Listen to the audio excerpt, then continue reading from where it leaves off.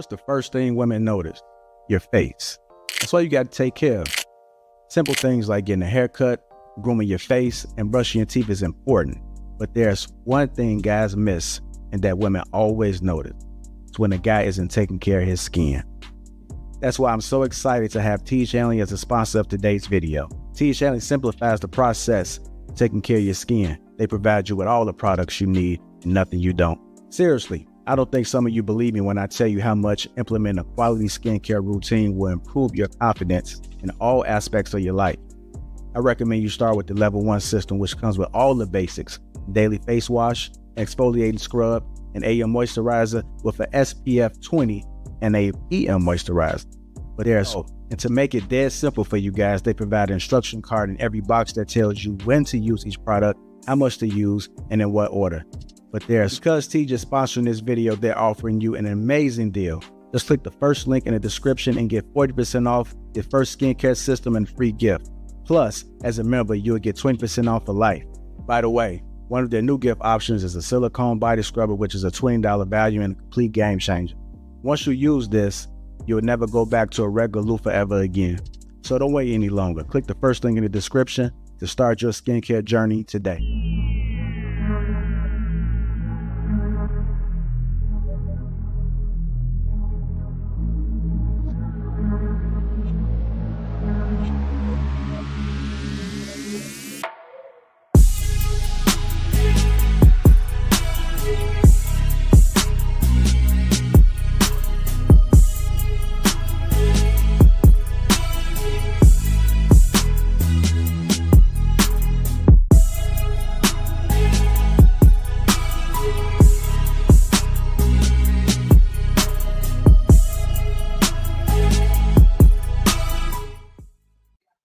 What's up, y'all? What's up, y'all? Y'all ready for the new year? What it do, man? Happy New Year to everybody. Happy New Year to Year. all, man. Happy New Year, y'all. What's up with y'all, man? Y'all ready to start this off right or what? Yes, sir. We gonna do better in 2025 than we did in 2024 or what?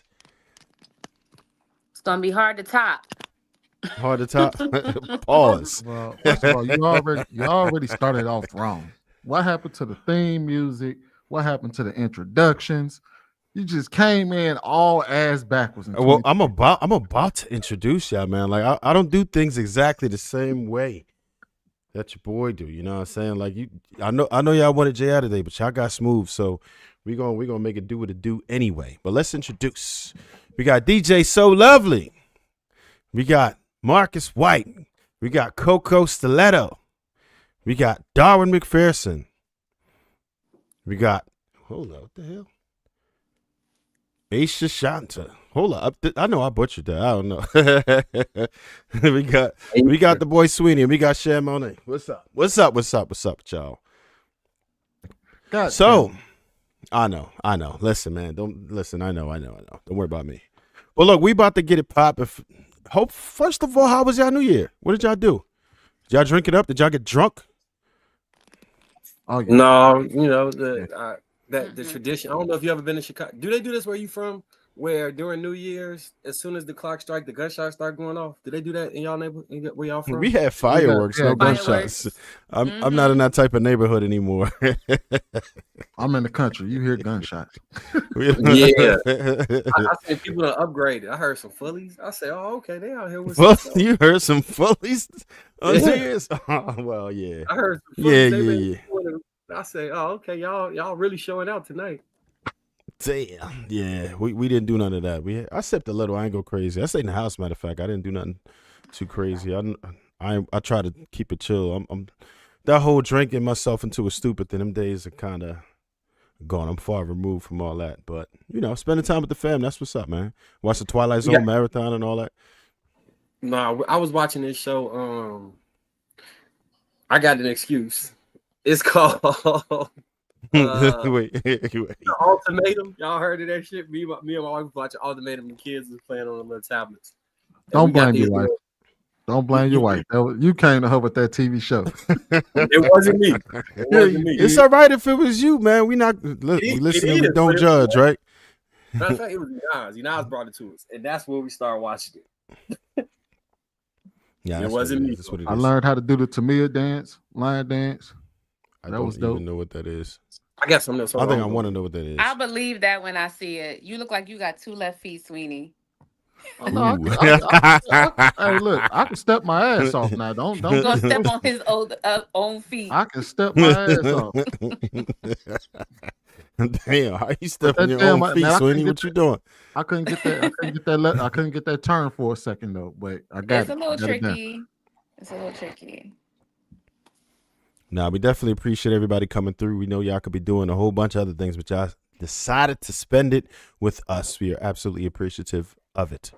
So, I mean, we do have a icebreaker situation, which we're gonna jump off with, right? Y'all saw the topic, y'all saw the thumbnail, you see what's up, right? We're gonna get right into it. We're gonna try to be friendly tonight, but we don't know, no promises, right? So, this is how we started off in 2025, baby. The blame game. Who's really at fault? Are black men unfairly blamed for the rise in single motherhood households, right? And do women bear the responsibility for their choices in partners?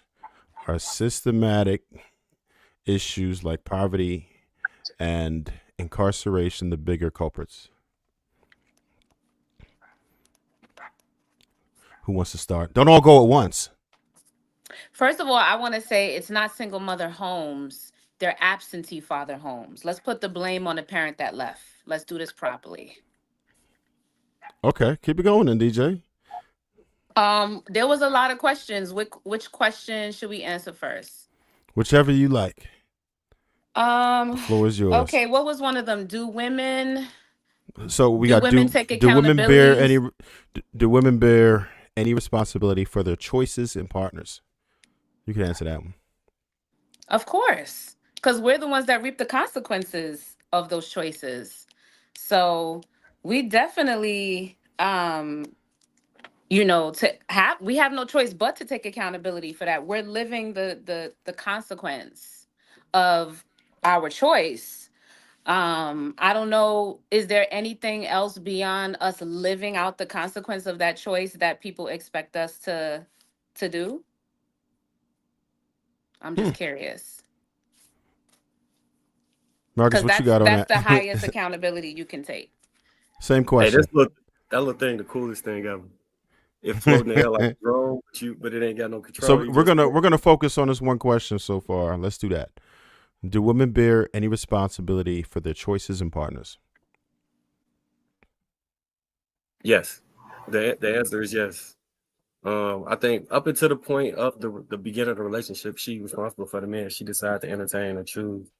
At that point forward, moving forward, that's when responsibility goes onto the man as far as the parameters in which he chooses to say a relationship can exist. Nothing. But up until she picks who she wants to entertain or have around her. So yeah, the women do choose, and the men set the tone if they accept it. Shan, you agree? I see you shaking your head vertically. I mean, this conversation is very one-sided, but yes, people choose who they want to be with. It's a choice. People make choices. So to say a woman makes a choice to be in a relationship with somebody, that's correct. So she had to take part in the relationship. Absolutely. Wow. Darwin. Can you say the question again? Sure. Do women bear any responsibility for their choices in men? They bear any responsibility? Yes. Yes, they do. They do bear, say, majority of responsibility in a single mother household epidemic. I And I don't think that wouldn't. was the question. I'll wasn't read it. I'll say it again. Do women bear any responsibility for their choices and partners? Do they bear any responsibility Any for the choices? responsibility for choices in their partners? Yep. Yeah. Yeah, women bear responsibility in choosing who they decide to be a vessel to usher in their seed into the world. Most definitely. They can decide to allow them, they can decide to carry the seed, or they can decide not to. It's totally up to them. Nobody's forcing them to do it. Solely up to them. And I would challenge the statement earlier about it's not single mother households, it's absentee father. I think there's a difference.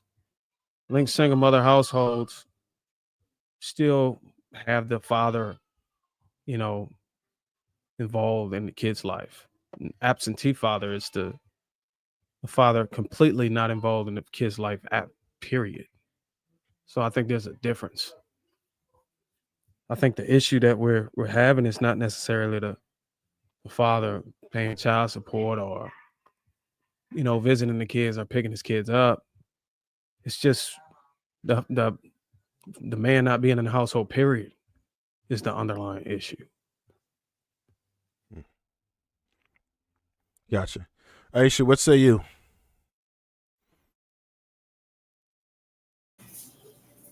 I think I agree with the overall synopsis of the panel. I think that you choose who you want to be in love with. Like, that's a choice. I know people like to say, oh, that's not a choice. Yep, you definitely chose that person. So yes, I think that you make those decisions, but on the back end of that, I think that stems from a lot of things, because I may have chose you, right? But people change, and sometimes it's not the woman's fault per se that she chose the wrong partner, because you don't know until you know.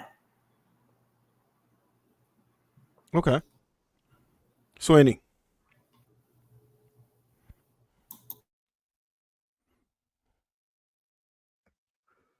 Yeah. Yeah. They bear some responsibility for who they choose. That's it? That's a pretty straightforward question, ain't it? Coco, what's up? I know you got something on it. No, I agree. I was just thinking we're all pretty much saying the same thing. I just want to correct. I know Darwin, DJ said absentee parent. She didn't say absentee father. So that could be either parent. But other than that, I agree with everybody. The woman, we do choose who we want to be with, but we also get manipulated too. So like Aisha said, people change. How long do the manipulation last? Like, when does it pass? All right, I was manipulated into this situation, and then I'm actively choosing to stay in the situation that I know is not ideal for me. When do you, like, how long does that take in your mind? So a lot of times, I'm saying, how long do people pretend to be the person, and then how long, once you realize they're not the person, does it take for you to leave? a lot of times you really don't see what somebody's made of until after that child is born, to be honest, because I don't know if it's that when women, well, a lot of women, when we carry children and we bond with that child, we completely change when we have our child. Like, our priorities shift a lot, and for some reason, sometimes some men, I don't know if they need time, how much time they need, but a lot of them, their priorities don't necessarily shift. And that's why you see a lot of breakups happen after a child is born, because your priorities are here, my priorities are here, we're not in sync anymore. So I think a lot of the times you really don't see who you're with until the child is born, and you see yourself prioritizing that child, and you see him prioritizing him. So that's only in I think, I know Marcus was looking sideways. I think she's only talking about in situations that it doesn't go right, not like all. Right. She's not speaking at all. But and that could be I think it's a lot of different reasons, and I do think that may be one, right? But I also wanted to emphasize that it takes a different man, different qualities in a man to be a husband, different qualities in a man to be a father, and even just being career, right? And all of those things are very, even though they come together, when you have a family, those, you would agree, if you have children, you're a different type of person than you were when you were single, right? And so I think that some people just think, and I think this is for moms too. I think people automatically think moms are going to be good moms because women are supposed to be nurturers. And we know that that's not true, right? So I think that some people possess the qualities, some people don't. And it's really hard. Now, people who are repeat offenders, you can just see it, that's just dumb. But it's really hard to see how you're going to be in that situation until you're in that situation. Because you know that when kids get involved, nobody can prepare you for children except for children, right? You didn't know how to be a father until you got them kids. You had no clue of the selflessness that was going to take place in being a father until you were a father. So I think the problem is some people don't got that in them. And when I say the problem, I'm not taking the responsibility of women, because I think that there are a lot of women as well who are not prepared for motherhood, right? And so he probably got a bad deal. And so I think that that's what happens. We find out people are very selfish people. When kids come involved, you cannot be selfish. I think, and especially today, it is so many selfish people out here. It is absolutely ridiculous. So when it comes to you choosing a man, you could have chosen a man who was a great as a single man or great in a relationship that didn't have any responsibility. But then you have responsibility and it could be a little bit too much, right? Or maybe he didn't want that responsibility with you. There's so many variables here. You understand what I'm saying? So going in, you choose somebody because you guys are having fun, you're loving on each other. Everything is great when it's just two of y'all. But when kids get involved, the going gets tough. Sometimes the tough get going. Can I ask a question to you? Can I ask you a question? Sure. You said the qualities are different. Sure, Obviously, absolutely. you said the qualities are different between the father, what it takes to be a father and what it takes to be a husband. So my question to you, right? So my question to you is, if a father is responsible for providing, protecting, and leading his children, and a husband is responsible for providing, protecting, and leading his wife, how are these qualities different?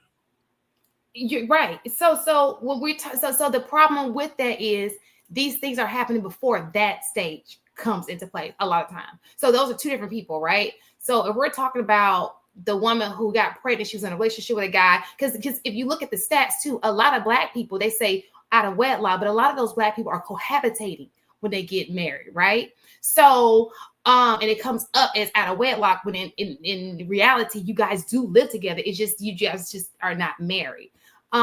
So I say you're absolutely right. Providing all that stuff, you can see that in a person, right? I mean, when there's two of y'all, when you have more mouths to feed, there's less time. Kids are stressful, especially in their younger years. I always tell people when they have kids at a younger age, it gets better. Just if you can hang in there, it's gonna get better, right? Because you're burned out, you're stressed out. It's a lot of energy that, it's not about we got to have a movie night. We can cuddle. She may be tired. You may be tired. It's a lot of stress on a relationship when you have children. So I think that also plays a part. And there's more to a child. There's more expected of you after you have a child other than providing and protecting. Just like there's more to a mom than just cooking and cleaning. You have to change diapers. You have to comfort. You have to do the feeding. You have to be around the clock, up at all hours of the day and night. You have to take the child to doctor's appointments. There's a plethora of things outside of the traditional roles of a man and a woman once you have a child. So there's a lot more to do than just provide and protect. What are you doing on a daily basis to help out with the rearing of the child? And Well, I'm that's what I'm gets not arguing whether overwhelming. there's a restriction on his qualities are restricted to providing, protecting, and leadership. I'm asking, how is it different? How is a father's different than a husband's?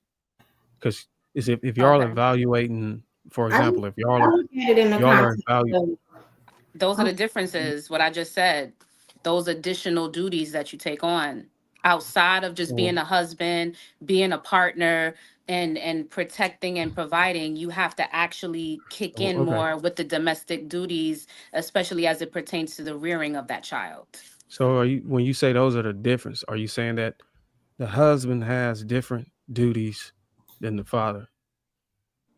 You have more duties. Yes. The husband has more duties. What Yeah, duties I does just the broke it. husband have that's more than the father? Just so I can get an understanding. I just broke it down. Changing, feeding, up all So if he's hours a of the day and husband, he night. got to change No, the no. diaper, but So a she's father. saying it the other way around. She's trying to say, as a father, those are the things that you have more than a husband. Right. You're not doing that as a husband, but when you become a father, just like when you become a mother, you have more daily tasks. And depending on the age of the child, you have to adjust and you have to take on said task. Changing What if I told you diapers, it's very confusing and it doesn't cleaning, really? preparing formula, feeding, all of that stuff. What if I told So I you can, that? Oh, go Darwin, ahead. Go I ahead. think I know. I think I know where you're going with it. So, I mean, I understand what we're saying with that because when vetting for a husband, there's certain qualities in that particular man that you would be able to assess to figure out that he is going to be a good father, right? Like, does he have a nurturing spirit? Is he caring? Does he understand duty? Right? Those are things that would help you discern. All right, this man is likely going to be a good father. However, what the ladies sound like they're explaining to me is that it's almost like getting a promotion at a job. You might be in that particular field, but then now your challenges are much greater. And even if it's something just as simple as changing your schedule around so you can take your, you be at your son's football games. You know what I mean? So there's certain things you're not going to be able to chill with each other alone and enjoy the romance like you were able to before because that's going to be in a way. So it just becomes more challenging. I'm sure you could relate as a father. I know I can. Like, things got a lot more tough and you have to plan around things, right? Like, you can't just go dip off and get a spontaneous vacation on your own. Now you have to worry about, okay, we have to plan a family vacation, or I have to find someone who's suitable to babysit for me. I'm I just look trying to at it understand in the nothing. context Go ahead. of a father is a very specific role. A father is a parent. Just being a father is a parent. You are a great parent, right? Being a husband involves the relationship that you have with your wife and your children, right? So, like, when I was married, I tell people he was a great dad, sucked as a husband. So those are two different roles. That's not the same thing. Well, I will argue Wait, that they can I have just the say same. something? I think I kind of understand. There are some responsibilities as a husband that can actually transfer as a father, like providing structure. I think that's something that can be transferable. There are definitely skills that are needed if you are a husband that transfer nicely as a father, but there are some things that you have to activate when you become a parent, whether you're a mother or a father, that kind of are dormant and you really don't know that they're there until it's time for you to enact that shit. And then once it's time to put foot to ash, you really see who's who and who's made of what. So I think we assume that every time a family breaks down, that it must be because like somebody was a terrible person, right? And oftentimes, because men change as well. And oftentimes when men change, when they have children, they become a little more protective. Sometimes they can become a little more authoritative about what goes on, especially with their child, how they're being cared for. Women do too.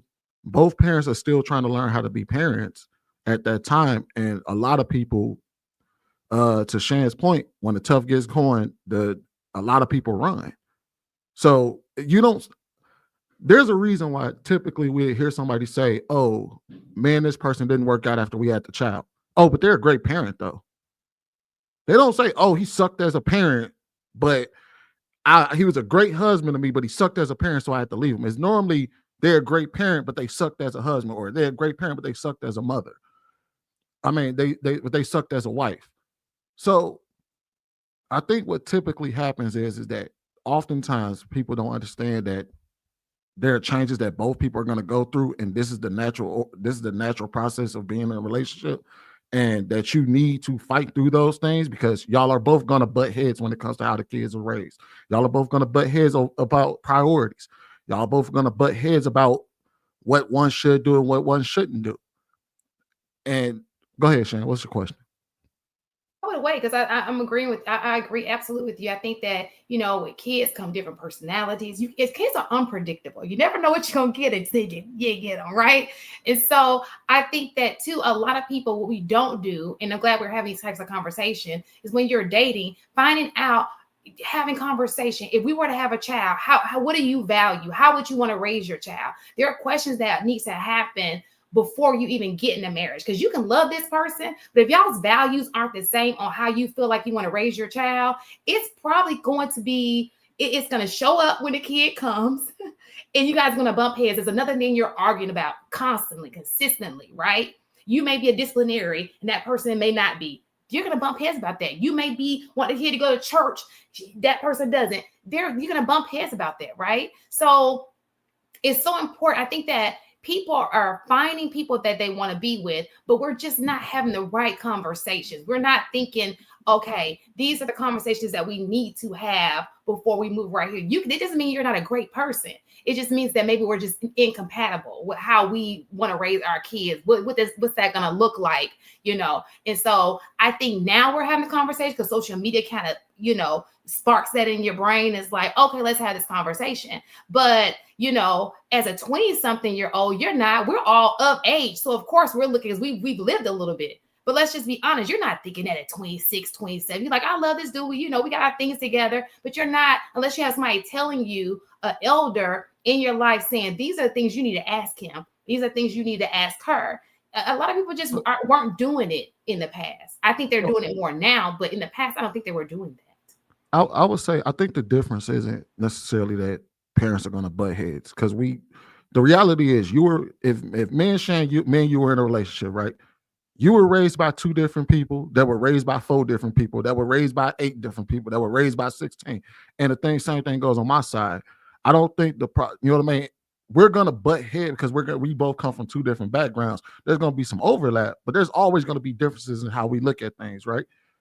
But I think the one thing that we miss out on is that, how do you handle, the problem is how you handle conflict. It's not necessarily how that y'all differ on something, is that y'all not handling conflict. So if prior to the child, y'all were consistently y'all were going back and forth, and you learned and you know how to compromise with one another, and you know how to handle arguments and conversations with one another before the kid, that's exactly how you should handle it after the kid. Y'all gonna differ on a lot of stuff. And I do tend to see people who are bad at argument, are bad at communication and things like that prior to the child, do tend to fall apart when the child is there. But I do see people who have had conversations and things like that prior to, and they work through things, even if they come to disagreements throughout their relationship. They tend to do the same thing when the children are born, because they're not gonna see eye to eye on every single thing that you talk about or how you feel. But honestly, how many of us really ask those questions like, what's your parenting style? Like asking circumstantial questions like, lay out a circumstance. What would you do if X, Y, and Z? How would you discipline our child? Or how would you approach this situation? We really don't ask those parental questions. So when it's time to become a parent, some of us get sideswiped by the parenting style. Sometimes it's different. Sometimes the approach is different. And I think that if you don't approach your parenthood, like your relationship, it has to be the death of your ego. If you come in with ego, whether it's in a relationship or as a parent, it's so just toxic. And I'm going to do it my way. I'm going to do it my way. Well, you do it your way over there, and I'm going to do it my way over here. And that's the beginning of the end. So I think that compatibility, not just with romance, but with your morality and with your approach on life, how you handle things.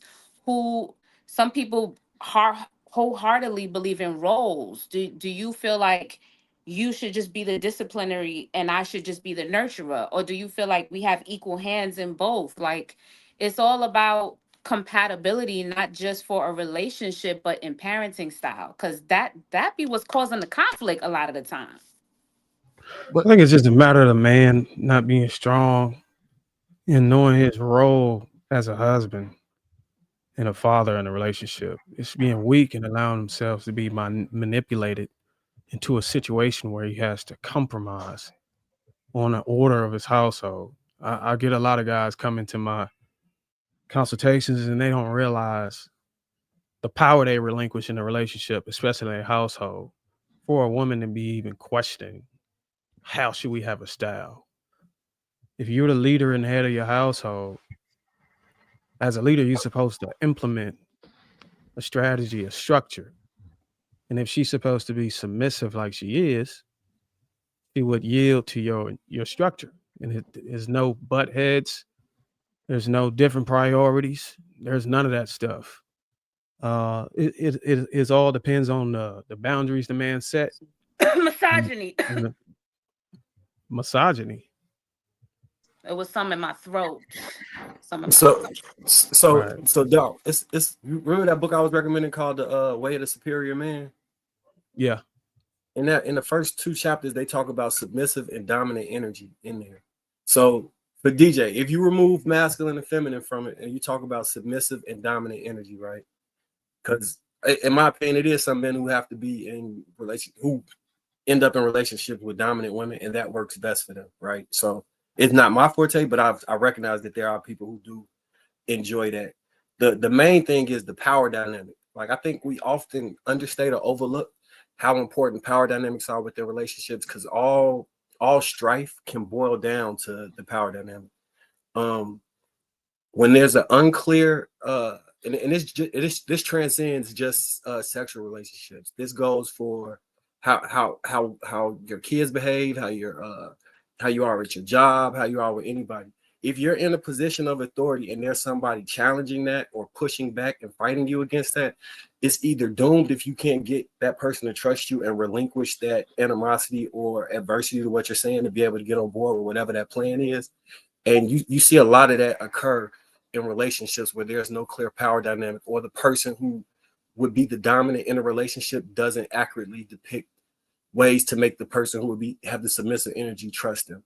And in doing so, that submissive energy starts to say, hey, you become more inquisitive of things, not in a way where you want to learn, but in a way where you're challenging the person. Like you have no faith that they're doing the right thing for you, them, or anybody in return. So yeah. I have a question though. Why do y'all think that an additional opinion is a challenge? I think 2 brains is better than 1, 4 eyes is better than 2, 4 ears is better than 2. And it's a reason why it takes 2. It takes 2. God said it takes 2, but you want to discount it and just make it 1. I think it's really important to make sure that both are contributing to how this house is being built and the decisions that are being made, because it took 2 of us for a reason. So it should take 2 of us going forward. Yeah, so it doesn't negate the fact that the other person has a voice or eyes or a valid opinion. Mhm. It's just after the deferral is made from whatever that input that person puts in, that the person with the submissive energy trusts the person with the dominant energy to move forward in a way that considers what they said and is hopefully making a decision that's best for the family, and it's not or the business or the pack or whatever, or the kids or whatever it is. They trust it moving forward, that they don't question it in a way that's like I said before, adversarial, right? Because questions are good. It's good to have people informed. It's good to have a discussion about something. It only becomes negative when the questioning is to sow discontent, or to challenge that person's competence.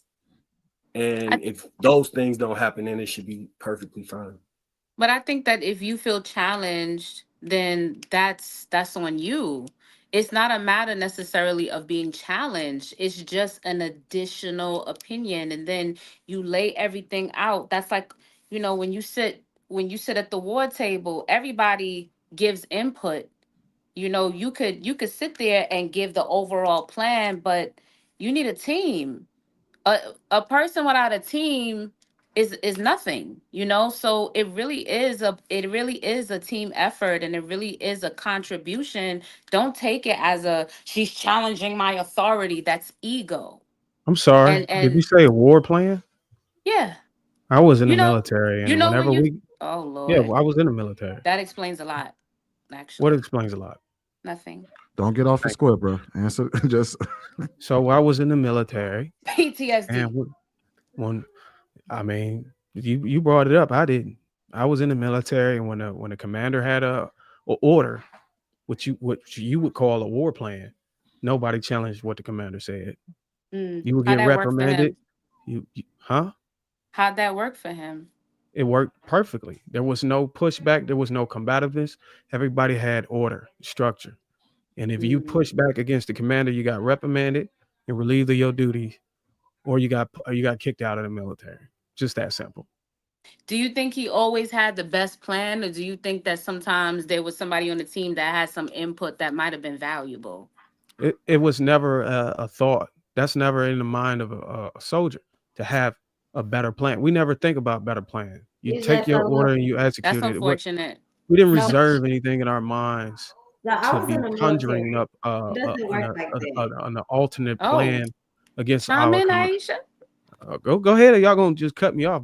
I thought my No, mic was no, loud enough. no. Actually, I was agreeing with Darwin. It doesn't work like that. I was in the Navy. You get your orders, you see what your orders say, and you do them. There is no, you follow a chain of command. There is, I mean, I'm sure that somewhere they're sitting around a table and deciding who does what, but like you receive your orders, you complete your orders. There is no go against anyone. Did it freeze? I would double down and say if a commander came, especially in deployment situations, saying, "Hey, this is what we're gonna do. Y'all think this is okay? Y'all think that's fine? Y'all good with that?" He would lose everybody's trust, and everybody would shit themselves. Literally, you're in a Do y'all? situation where. Go Can I ahead. ask something? Does the military answer to anybody? Yeah, Yes. it's called chain of command. So there's checks and balances. There's a chain of command. Okay. So just like our government, there's something we have called checks and balances, right? That's why we have three branches and we don't have a dictatorship. I would hate to live in a dictatorship. I don't know about y'all, but there's three branches of government for a reason. Is to make sure that nobody is being a ruler and dictating their agenda over everybody else. There's checks and balances, just like we have internal affairs. We got the CIA, we got the FBI overlooking, the local police authority. There should always be checks and balances to make sure we're doing what we're supposed to be doing, and that things are being justified. So again, whether we're in the military or not, there's always a checks and balances. And in your household, there's also balance created there, i.e., your wife or the mother of your children. That's your checks and balances. Check Okay, in. I, That's I it. get what you're saying. I understand. There is a checks balance. You're absolutely correct. In the military, It's not an you're right. override, but it Yeah, creates balance. there is a checks and balance. It's an order. You get an order, and the checks and balance is if you don't follow the order, you get your ass shot. That's the checks and balances. You die. That's unfortunate. So I think what DJ is talking about is she's speaking specifically about the U.S. government, whereas Bruiser is specifically talking about the actual military and who gives the orders beyond that. See, I think the thing is that while the commander gets to make that order and everybody has to follow, but the commander also takes 100% responsibility if what he decides to do fails. It doesn't fall on his soldier. If they follow his order to a T and they do exactly what they're instructed to do, if the effort fails, if something goes wrong, if somebody wind up coming up, being deleted, it falls on the commander who made the order. It doesn't fall on his troops. He makes that, he has 100% authority over whoever's underneath him, and then whoever's above him have 100% authority over him. But whatever decision is made by your what is it? The people underneath you, whatever decisions are made by your superior falls on. Yeah. So whatever decision, whatever consequences come of their actions, they fall 100% on the sword when things go wrong, and the people above them hold them accountable for their actions. Now, granted, in the military, they do, and I'm sure Bruiser can agree to this, they do get intel from their subordinates. So, i.e., hey, there's something, this is going on over here. I'm experiencing this over here. And then the commander makes a decision based off of what the people are saying. So if we're talking about a relationship, if the relationship goes the way Bruiser says that it should go, then yes, the wife will come to him and say, hey, I went to the doctor. Our child needs XYZ. And then he would make the decision, be like, all right, go ahead and go do it. But if he says, oh, I don't want that child to take medicine, then, or you say, hey, look, the doctor said they recommend this. I really want to do this. And say he says, well, I don't want our child to get the medicine. I know this is an extreme. No, it ain't, because my wife did that with a vaccination. I didn't want my sons to take a vaccine that was trying to push. So that makes sense. So with that being said, if he decides against it and something happens to the child, I'm quite sure that Bruiser in this particular situation will take 100% responsibility for what happened to his child, because I made that decision for us. And she won't, and I guess that's basically what I'm saying. I don't think we need to explain any further than that. It's 100% authority also comes with 100% responsibility. So Coco, what's your thoughts on this? Well, first I wanted to say the reason why I was quiet earlier is because I don't have any kids. So I usually only speak from experience and personal knowledge, but I will say a question for the guys, because one, for some reason, someone on the panel, can't remember who, couldn't understand the difference between a husband and a father, which is two different roles. However, how do you see the difference when you guys assume that a woman should be wifey material when you first meet her? Do you believe that a girlfriend and a wife is two different roles as well? And do you understand or agree that technically she's not going to be a wife or act as a wife until Can you say mother and a wife instead of, to keep it equivalent to the man, say mother and a wife instead of girlfriend and wife? You said it. Yeah, so that's that. I never really responded to that. I just wanted to let the conversation flow. But I believe women separating father from husband is a exploitation. It's a tactic to be able to justify having a child without getting married. There's a whole documentary, a whole books and shit on that. It was husband and father was never supposed to be two separate things. It wasn't supposed to be mutually exclusive.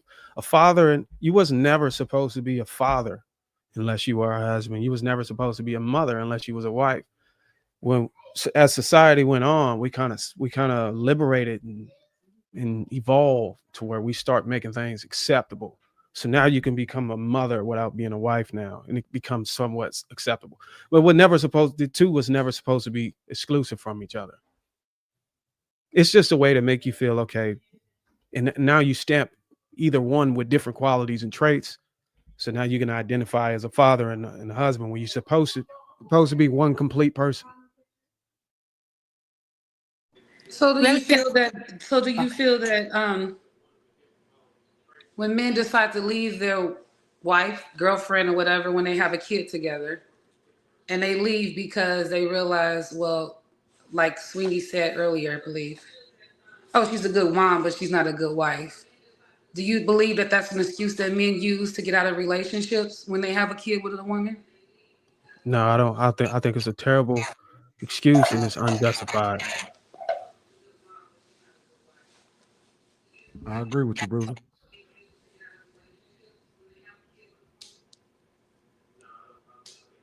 Does anybody ever hold the kids responsible for how the mother is acting? Can you elaborate? Like, give me a scenario or something? So, like, if your kid's acting up, or if your wife is acting up, is it your kid's fault?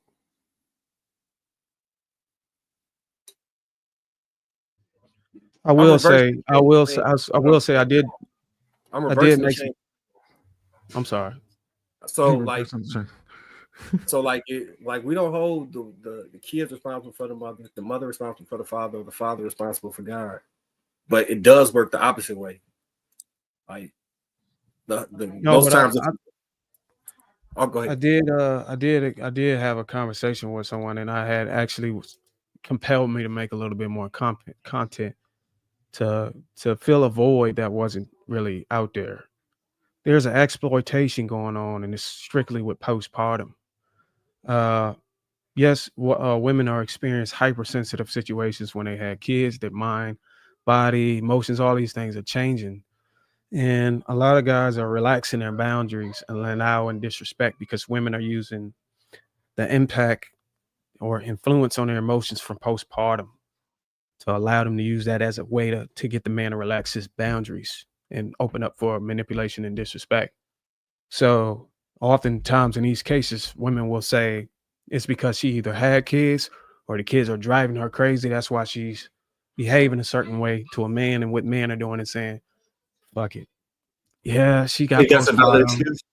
Yes, Wait, and did you just call they get postpartum diagnosis manipulation? and all this other stuff. And I DJ, try to let him tell finish. men, I'm like, brothers, I get it. You can cater to her emotions and her feelings in a postpartum situation. I understand the situation, but you Wait, cannot waver on your respect and your boundaries, because if you do that, she's gonna exploit it. She'll recognize that she can continue to do that. And I said it doesn't just stop there. If you're gonna continue to have multiple kids later, you're gonna have to revisit this situation again when she goes into a postpartum state, where you still gotta kind of be unwavering if you're gonna plan to have future kids. This is something that's gonna continue to reoccur, and nobody talks about this because a lot of men are. And I understand they're unaware that this is being used as an exploit to get them to relax their boundaries. So that is a case where women use the kids as an excuse for their behaviors. But the way you detailed it, you said the man has to maintain his boundaries and ensure that he doesn't allow that scenario to go on. So ultimately, Right, because a lot of men are and I agree with you. I agree right, with they you. get so much compassion because of the situation is very hypersensitive for a woman in postpartum.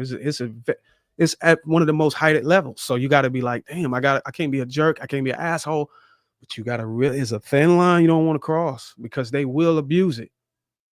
Yeah, I agree with you. I don't think you should, if the scenario presents itself for you to be a jerk and an asshole, but I do think you should be able to you should be able to reinforce your boundaries without having to be a jerk or an asshole. A simple no. Right. And a lot of guys don't even know how to do it. I wouldn't say it's a technique, but you just got to surround yourself around guys who've been able to do it so they can show you ways to communicate in a way to where you don't upset her or make her even more depressed or anxiety or whatever.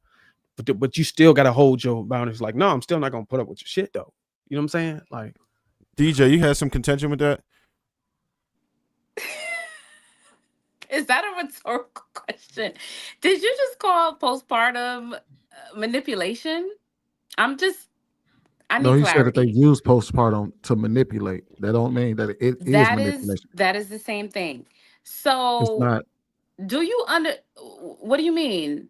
What do you So mean? for instance, So saying that you use postpartum to manipulate and postpartum is manipulation isn't the same thing? no, I'm gonna explain to you how it's different, right? So say for instance, you have a war veteran who experienced post-traumatic stress PTSD. disorder, PTSD. and he comes home to his wife, and he constantly, and he puts pause on his wife, and then he keeps saying, you should understand why I'm doing this, because I experienced PTSD.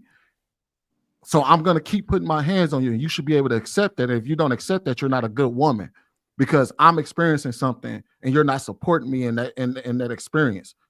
That's basically what it is. What Bruiser is speaking to is women who would do things to their men and then say, well, it's the postpartum and you need to understand. He's not saying that postpartum is manipulation. He's saying the use of it as a justification for disrespecting your man is manipulation. I don't see how that does it. So you're saying they're Okay, basically so weaponizing it? you're comparing a hormonal imbalance to someone physically putting their hands on them, which, by the way, that is an explanation for why some people get violent, but that isn't a justification. There's a difference. So when you're physically putting your hands on someone, you can't justify that. We're talking about a hormonal imbalance, and then we're talking about you physically putting your hands on somebody. Those are two different But scenarios. okay, so what you're not understanding is it's A never horrible analogy. it's never a justification to disrespect anybody either. But There's no just are you equating a hormonal imbalance with physical abuse? Because those are not the same. The I never comparison was said any- PTSD to postpartum. You were saying that Yes, you can't but use then he's diagnosis. using, but wait a minute, he's using physical violence as an equivalency to a hormonal imbalance. No, That is I'm not not. the No, no, we same. getting some No, we I'm getting not. Those some don't have feedback. the same repercussions. Do y'all see You're that? not. It's He's okay not that you're making not that. understanding. It's okay. We can move on. You're not understanding Yes, we exactly can what I'm move saying, on. but This Can I very you're just wrong. narky. That's can a I very just ask, narky like, why No, do analogy. you're wrong. can Go I ahead, just You're Coco. ask And why do wrong everybody else knows for that men you're wrong like as well. tend to You're wrong for actually comparing physical abuse to somebody having a hormonal imbalance. What if a woman Even if I'm physically having abuses her? if my postpartum depression leads to me physically abusing you, then I would agree with you. But you can't put physical abuse and compare it to someone with a hormonal imbalance. That's a false You don't equivalency. understand my argument, and that's I okay. We can understand move on. exactly No, you what do you're not. saying, but that It's math okay. is not mathing, honey. It's because It's you just don't not. understand. No, I So we can move understand on. perfectly. I don't think you understand. I know you don't understand. Physical abuse has Why do you think consequences. everybody on the Very panel shook okay. their Let head me yes, ask and you you were this. the only one that don't Let me understand the argument? let It's me. okay. I understand the argument no, I perfectly. understand And what let's DJ is wait. Let's saying. put it into this context. You physically abuse somebody, and then you say, "I have PTSD," and I scream, and I have an episode because of my postpartum. Which one's going to jail? You think that the only thing Just that people answer the do when they have question. PTSD Which or one? Because postpartum is if it's an equal equivalency, we're gonna have equal consequences. Yes. So this is again, how I if know. I'm having an emotional episode because of my postpartum depression, and you physically put your hands on me because of your PTSD, which one are we going to have the same consequences a- legally? Again, you don't False understand the equivalency. Again, You don't understand the you argument. do I not yield. understand the argument that I made. So it's okay. You don't understand what I said. You're making a completely different argument based off of something I never said. So that's okay. We can move on. All right, let Coco go, and then Shan, if you want to jump in, you up after that. Well, I'm just gonna say what I said already before that upset some of the men. Is that I feel like men are just too damn emotional. Because how is it that you getting disrespect from a woman's hormonal imbalance? And that also goes for the PMS, postpartum depression. You guys internalize. Like if you claim you understand what your spouse, your significant other is going through, and you claim you know that, how are you finding disrespect out of that? And how are you trying to? Why do you men assume? Or you guys diagnose a woman that she ain't really dealing with that right now. She's just being a bitch. Right now she's just being mean. How I'm not understanding why you guys think you guys can We diagnose a understand woman when we're like being disrespected, right? Like huh? we recognize when we're being disrespected. We don't make it up out of nowhere. We understand what disrespect looks like, how it manifests itself. Coco, what thing you giving feedback? Just mute in between. Like this isn't something where we're just saying that a woman having postpartum depression is in itself disrespectful. Hold on a second. Coco, I think your mic is giving feedback. Just mute in between. There you go. Yeah, we're not talking about a woman having postpartum and we just looking at that as disrespect. We know what being disrespected looks like. So if a woman is disrespecting her man, putting hands on her man, doing whatever, and then she says it's because I'm going through postpartum depression and you should understand that, and she uses it as a tool to manipulate him into accepting that behavior, that's where Bruiser was coming from when he said that's problematic. It's being used as a way to manipulate someone. Now he's trying to throw in that she's physically abusive. Okay, whatever you need to do to drive in this horrible point. They don't add up. They don't add up. You got to know the difference between physical abuse and using your words, and how you feel about somebody's behavior is just that, it's your feelings. But when we bring in physical abuse and we bring in certain things, and I understand verbal abuse is very toxic and wrong, but we're talking about physical abuse. You can't compare the two. You just can't. Jesus Christ. Yes. To make the Lord, argument, please bring him in the I'm not room. sure if this is intentional or not, but to make the argument seem more adequate for you, how about A woman deleted her child due to postpartum. She deletes the child, and a man uses PTSD to delete a child as well. The argument isn't about the action that's occurring by the person. It's to say there's a line between when a diagnosis is an issue versus somebody weaponizing that diagnosis to do something wrong to the other person. Exactly. That was my whole argument.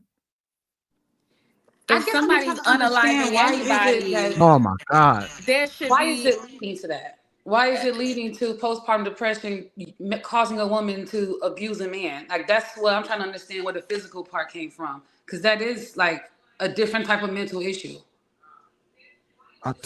So the argument wasn't. So the argument isn't about post traumatic stress or PTA or you know, what's the other word? I forget. Postpartum and post-traumatic stress. Yeah. It's not about those two things. It's about somebody weaponizing a diagnosis and men allowing that. And Darwin's initial point, which when he was backing up, and I agree with, was people can't use traumatic experiences in their life to put trauma on other people, and to allow somebody to do that creates an issue within the relationship that is hard to come back from, but you allowed it under the guise of trying to understand the other person's trauma. So an example would be a man with PTSD can't control his temper. So he's yelling and screaming at the women, the kids, and everybody in the house, and says, hey, I can't do anything about this because of my PTSD. Adversely, a woman with postpartum is doing the same thing, yelling at the husband and the kids. They're both unacceptable, but they're saying the reason they're doing it is because of this. And we're saying you can't weaponize your trauma. You need to get help for it, be it man, woman, or child, and don't allow it to hurt someone else, man, woman, or child. Exactly. I agree. You need to get help if you have something that's making you lash out on somebody else. You absolutely need to get help. Absolutely. There's no excuse for that. And it shouldn't go untreated. I agree.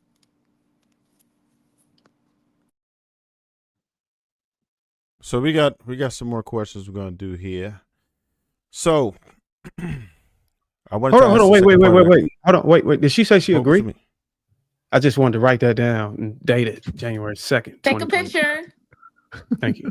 It took us almost 30 minutes, but there we go. You got the result you wanted. All right, so are Black men unfairly blamed for the rise in single motherhoods?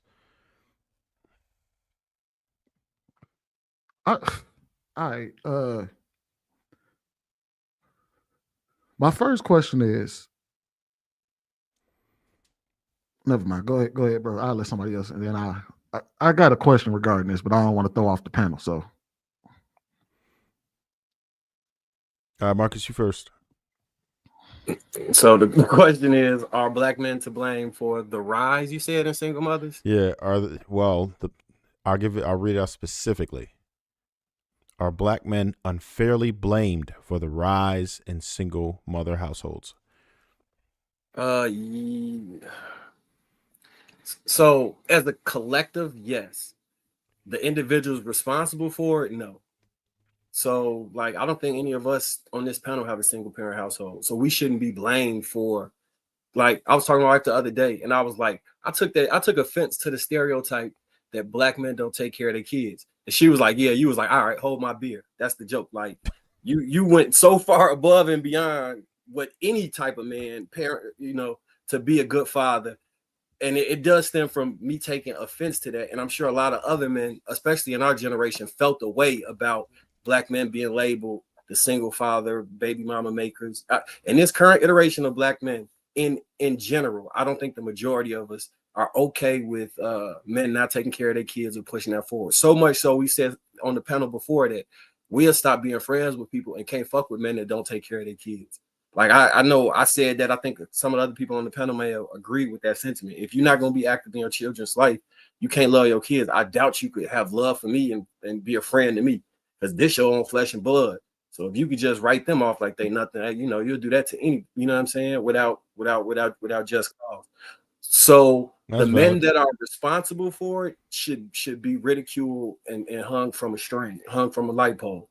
But I don't think that translates to the majority of men. We had a the majority of Black men are not irresponsibly creating single mother-led homes. The majority, I don't think so.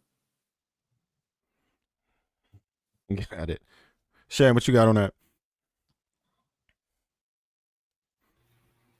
Ali just popped up out of nowhere. Look at that. Yes, he did. I've not seen you in a minute.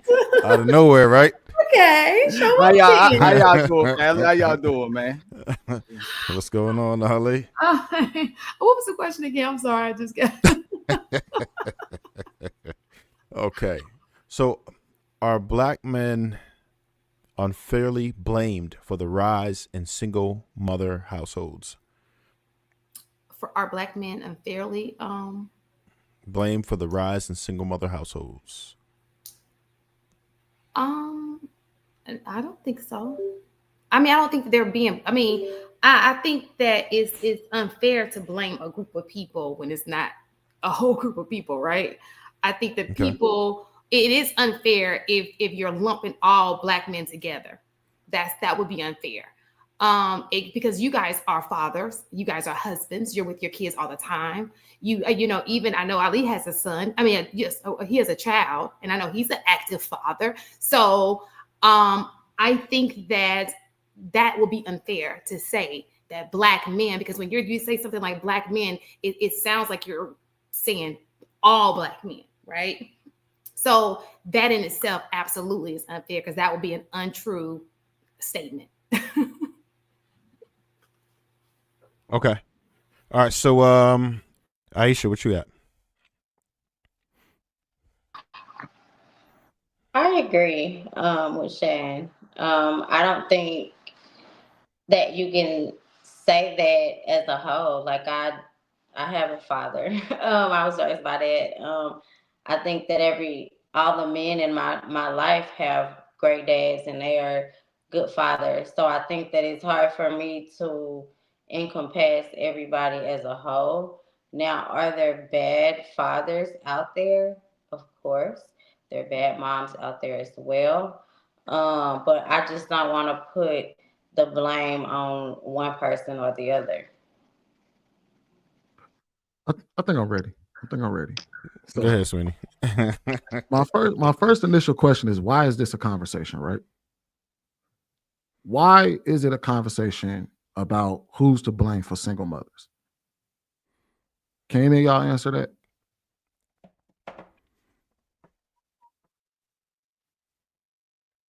Anybody? What's your Ask your question? question again. Why is this a conversation about who's to blame for single mothers? Why are we having this conversation? Because JR. Well, I'd like to know that too. No.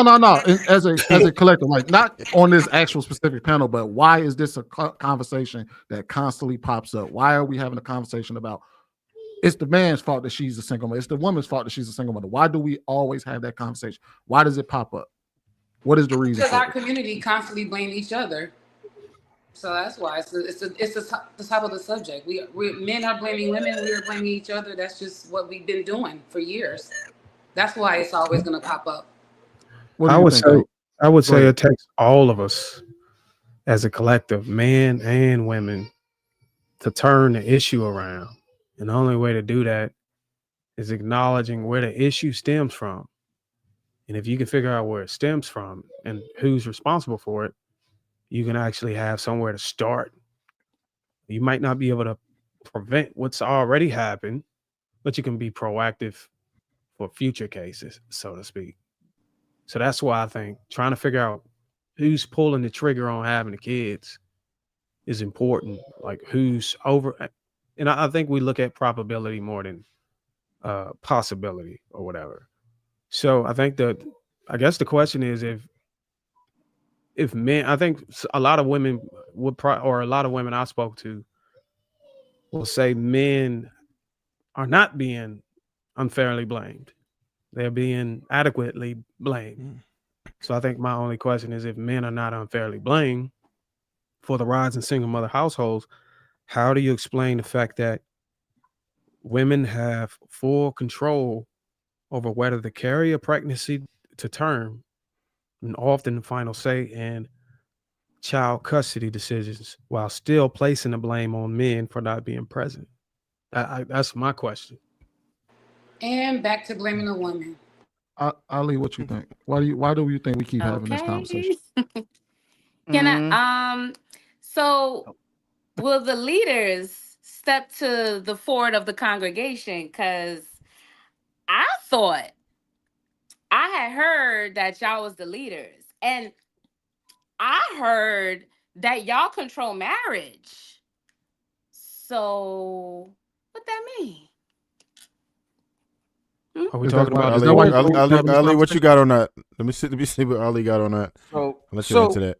the biggest issue in our community is women have autonomy over their bodies, and they say they have all the power over their bodies as well too. So you have my body, my choice. You have sexual liberation. You have feminism, and you have women who left the coverage of men, their father and other men. You can't tell women what to do. So if a man wants the child, the woman will say, and she doesn't want the child, she'll say, my body, my choice. But if she wanted the child, she'll say, you should have wore a condom.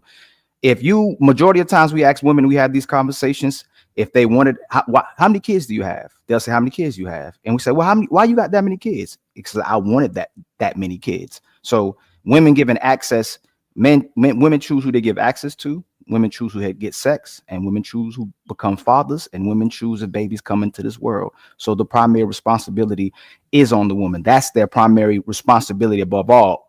The only thing, one of the main things that we can do, the one thing you give a woman that you never gave anybody else is marriage and a ring. Most brothers never marry twice and third time. That's the one thing you'll give a woman you never gave a woman you never gave another woman. But what a woman was supposed to give to a man was that as well too, was her body. So with that, they were supposed to marry before they carried. They fought to be able to make the choice to be liberated from men, to be liberated from having to be controlled, and they chose to be sexually liberated. So until they choose to be responsible with their womb again, we're going to have single mother homes, strong, independent women, with respect to all the sisters too. This is what it sounds like where I'm DJ, from. could I get Kim in there real quick, and then we come I back just to want you? to say this is what it sounds like when you talk yourself out of pussy, because y'all keep telling us to choose better. DJ, that man just asked you, can he get Kim in there? Yo, keep on going. I just want to throw it in real Let quick. her throw it in. Let her throw Let a the shot. host, man. I had to just on that.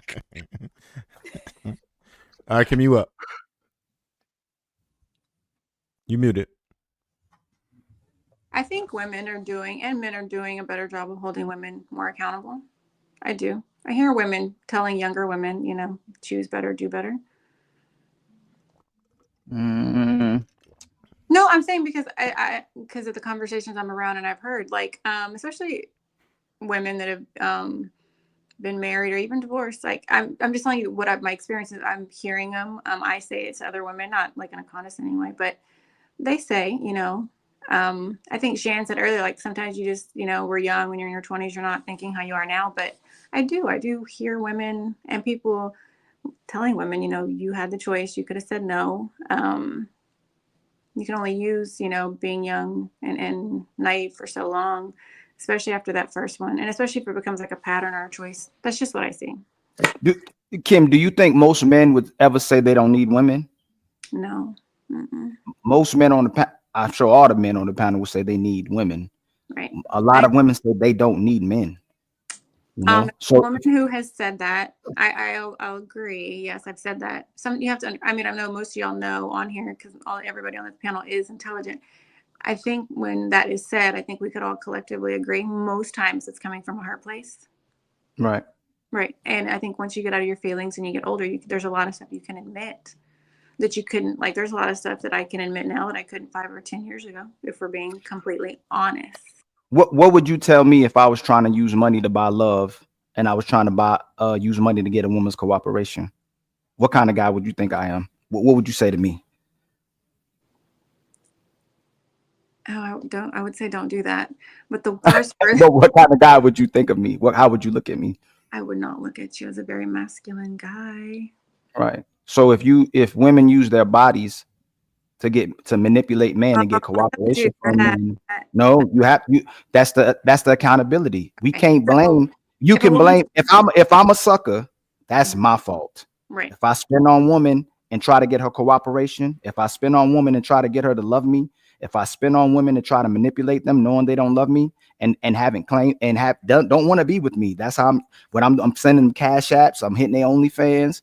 I'm a sucker to women and I'm a sucker to men, primarily to women. So if women are giving their bodies away to men for nothing in exchange, no cooperation, and trying to manipulate a man to do something he doesn't want to do, the accountability falls on the woman. Correct. So that's a great example. When you say that, you have to take into account for both men and women.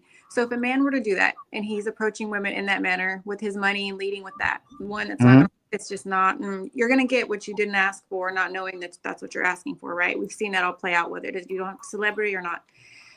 Same thing for a woman. You can lead with that and nothing good is going to come of that. But the one thing that's very similar in both of those presentations, the woman presenting with her body, the man presenting with his money, one, I believe there's some kind of like, they're not secure, and it could come from some type of, I don't know, possible past trauma or something.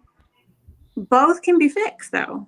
Both can be fixed. The thing is, I think what I will say is both of those, you can make decisions and reap consequences that are very heavy. And some of those I don't want to say you can't come back from, but some of them just have their consequences way heavier. Right. But I was just saying that's my responsibility. If I'm giving away my resources, my time and energy to a woman who doesn't want to be with me, doesn't want to cooperate with me, and I'm trying to take advantage of her, that's me. Right. And if I'm giving away my body, I'm giving away my temple, I'm giving away, yes, you're correct. Whether I know what I'm doing or not, no matter what, at the end of the day, I'm giving it away. Yes. Right. Yes. And we're viewed different. If any of us ever end up with y'all in any intimate position, if we reject that from you as well too, what will women call us? I don't know. Why are you smiling? No, I mean, there's all kinds of the new words. I'm trying to keep up with the new words. No. If you invited me to Netflix and chill, and I truly wanted to respect you, I didn't initiate intimacy at all, and you go and you feeling me, you want to do it, and I go, nah, I don't want to do it. What will you say about me? I don't know. She gonna call you gay. You gonna call me gay? No, I wouldn't think gay. No, at this age, I would not think yes, gay. Most women will call a man gay. They will call us. Yes, they will. No, I don't know if I would think no, because if you're chilling with me at night, when you could be, if you were totally gay, you wouldn't be chilling with me at night. You could be chilling with a man. I'm nothing against like homosexual men. Ali, you talking to an academic? She no, not really Kim. You know what I'm saying, Kim. You would be something wrong with him. But I would think that maybe you didn't. That wasn't your first choice, not because of a man, but I just would think like, I would kind of like be wondering like, man, is he not? Am I not enough? That's what I would think. That's one of the things. I agree. If you're not enough, he may be dealing with somebody. It'd be a negative reaction to it, is all I'm saying. You would think he may be dealing with somebody else. He got something else going on. He did something else prior to coming there. But a lot of women will go, that brother gay. I don't think that's. I mean, I see people say that, but I don't not think you. it's the first thing in general. Right, you may not. Yeah, if you may not, but there's a lot of women who will say it right off gate. I mean, I guess. Let's put it this way: their initial reaction wouldn't be, "Oh, he's a responsible human being." Exactly. Exactly. That's the main point. They're not going, oh my God, he is so responsible. He practices. So let me ask you this though, Ali. Let me ask you this though. Why do you think that women would say that? Where do they get this idea from? What experiences that they've had have led them to believe that there's something different about this guy? What do you mean? Like, oh, you mean why they're giving them their value? No, well, what I'm saying is, all right, you're saying their thought process would be something negative. Or why do you think a woman would say that or think that? Like, okay, well, this guy is something up with him. Why would they think that though? Because she knows he's a man. Like, why is a man not being a man? That's why they would think that. Conveniently, they'll choose times when they'll weaponize a man being a man, and other times they'll go, oh, he's a man. But at that moment in time, they're like, hey, man, he's not operating as a man. And it's used against them, even though he's supposed to be more responsible. He's supposed to be on man code, so-called man code, and they want him to do the respectable thing. But the honest truth is, if most men practice what women are asking, most women would be out the market. They wouldn't get a relationship. So Instead of, but you don't find it that they would just say this is bizarre for a man to behave in this way, like most men is that I have normal encounters with. It would be bizarre. It would be bizarre to him. That's what I'm saying. Because most men behave like that. Because most men is definitely trying to smash, right? Right. Yep. So are we saying that men try to smash in situations like that to avoid the woman calling them gay? No, men is trying to smash because that's what they feel like doing. It's a man. He's being a man. It's just like women trying to get resources from women. Women asking for cash apps from men. Your value and our value, two different things. What we're trying to get from you and what you're trying to get from us is two different things. Whether we cooperate with each other for it or we compete with each other for it. But right now it's a competition. Mostly from the sister side. Men are trying to cooperate with sisters. Men are trying to support and love sisters. And you know that because you couldn't get that kind of cooperation from me unless I cared about you and valued you. And it's weaponized against men because you can't get nothing out of men that don't care about you. And that's why a lot of women will call that man an asshole or a certain type of guy because that guy knows his worth. A lot of times women can't stand a man who knows his value and his worth and has those boundaries and go, hey, you got to move like this to be with me. She don't like that. But she'll deal with a dude that she knows she don't like that gives her that type of cooperation, but she uses him as a filler. That's the filler boy right there. That's the until I get him man that she with.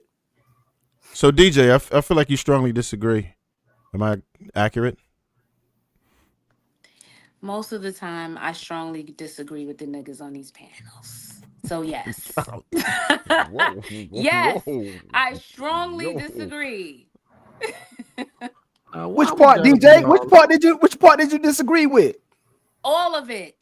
What's up? My light skin privilege didn't work. No, because I'm light skinned. That don't work over here.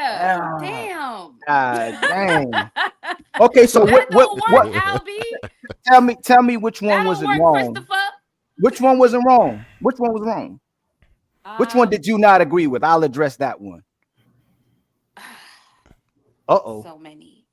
Throw one thing out there. Let's see. Oh no. You said you disagree with them all. You got to give me one back because you were listening. I know you a good listener too, DJ. You know what it is?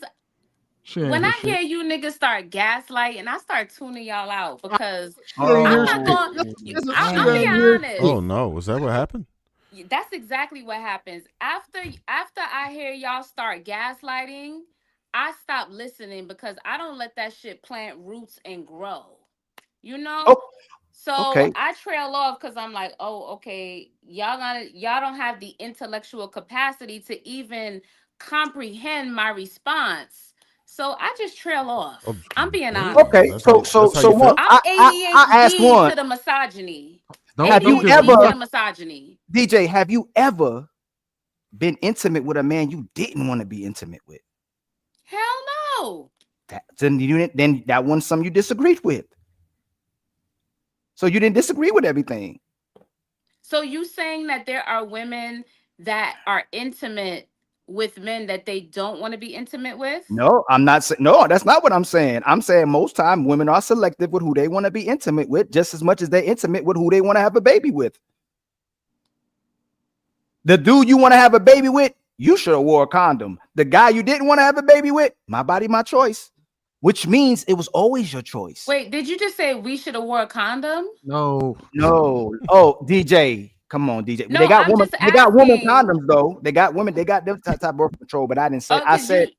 Okay, so I'm gonna do it right back for you. It's just for you. Okay. What's wrong with her wearing a condom? When you want the guy, when you found with having that guy's baby, you should have said, "Nigga, you should have wore a condom." But when you don't want that dude's baby, you'll say, my body, my choice. But it means it was always your choice. Most of the time, if a woman is having an abortion, it's because they feel like they won't be supported in that pregnancy and for the care of that child. I didn't, that's not what my argument was. Is it a woman's choice whether she has a baby or not? Of course. Is it a man's choice? Is it a man's choice where he releases his seed? Yes. To the woman who opens her legs to him. Oh, okay. So it's on a woman because she opened her legs. But meanwhile, See, we're the soil, but you're the seed.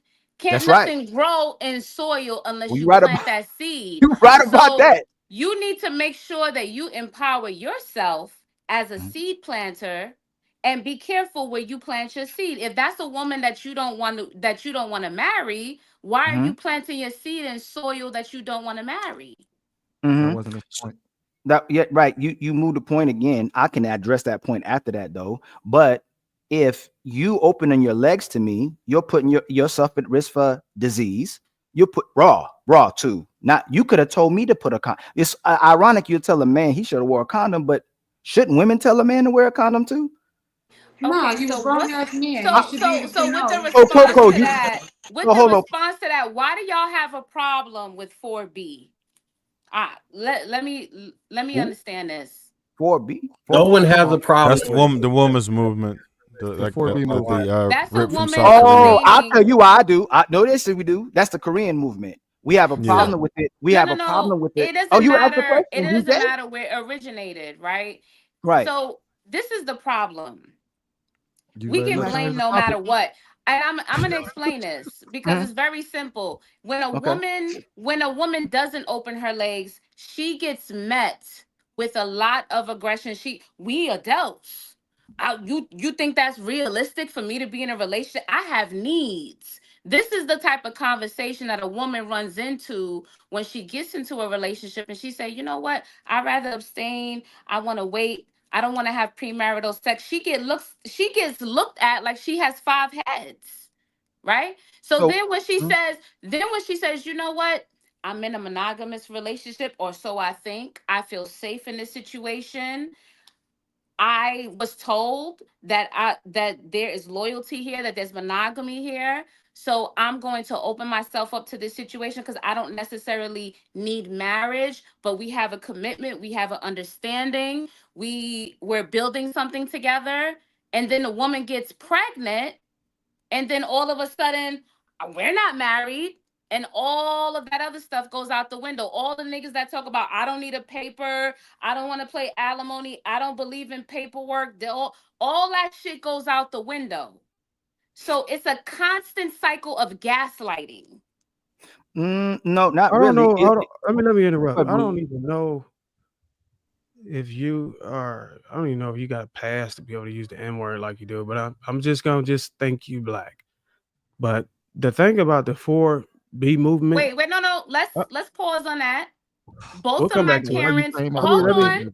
Let's clear Let me something up because we let in the me let me finish Drake. my point, and then No, we can no, come back no, to no, it. no, no, no. You try to pull my black. I No, just let y'all talk without interrupting. up.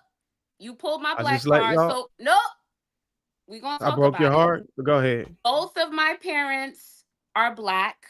My father is foundationally black, and my mother is Caribbean Jamaican black. What else you want, Darwin? You want a birth certificate? What you want? What you want, sweetheart? Because we Congratulations. come in different shades, right? Okay. Oh, okay. Congratulations. Cool. You a nigga. Okay, because Okay, you brought it up. congratulations. Okay, All right. because you tried Thank it. you, nigga. Thank you, All nigga. right. Shut You're up. welcome. All right. You're welcome. So now what I wanted to say about the 4B movement You didn't challenge the light skinned nigga is talking shit though, right? You didn't do I was that. I was so let me directed let to me let me everybody. let me just make a statement real quick. Okay. Because I think this is the third time I heard the 4B movement come up on this particular network. And I would argue that I actually would prefer the women to I would prefer the 4B movement over the current behavior.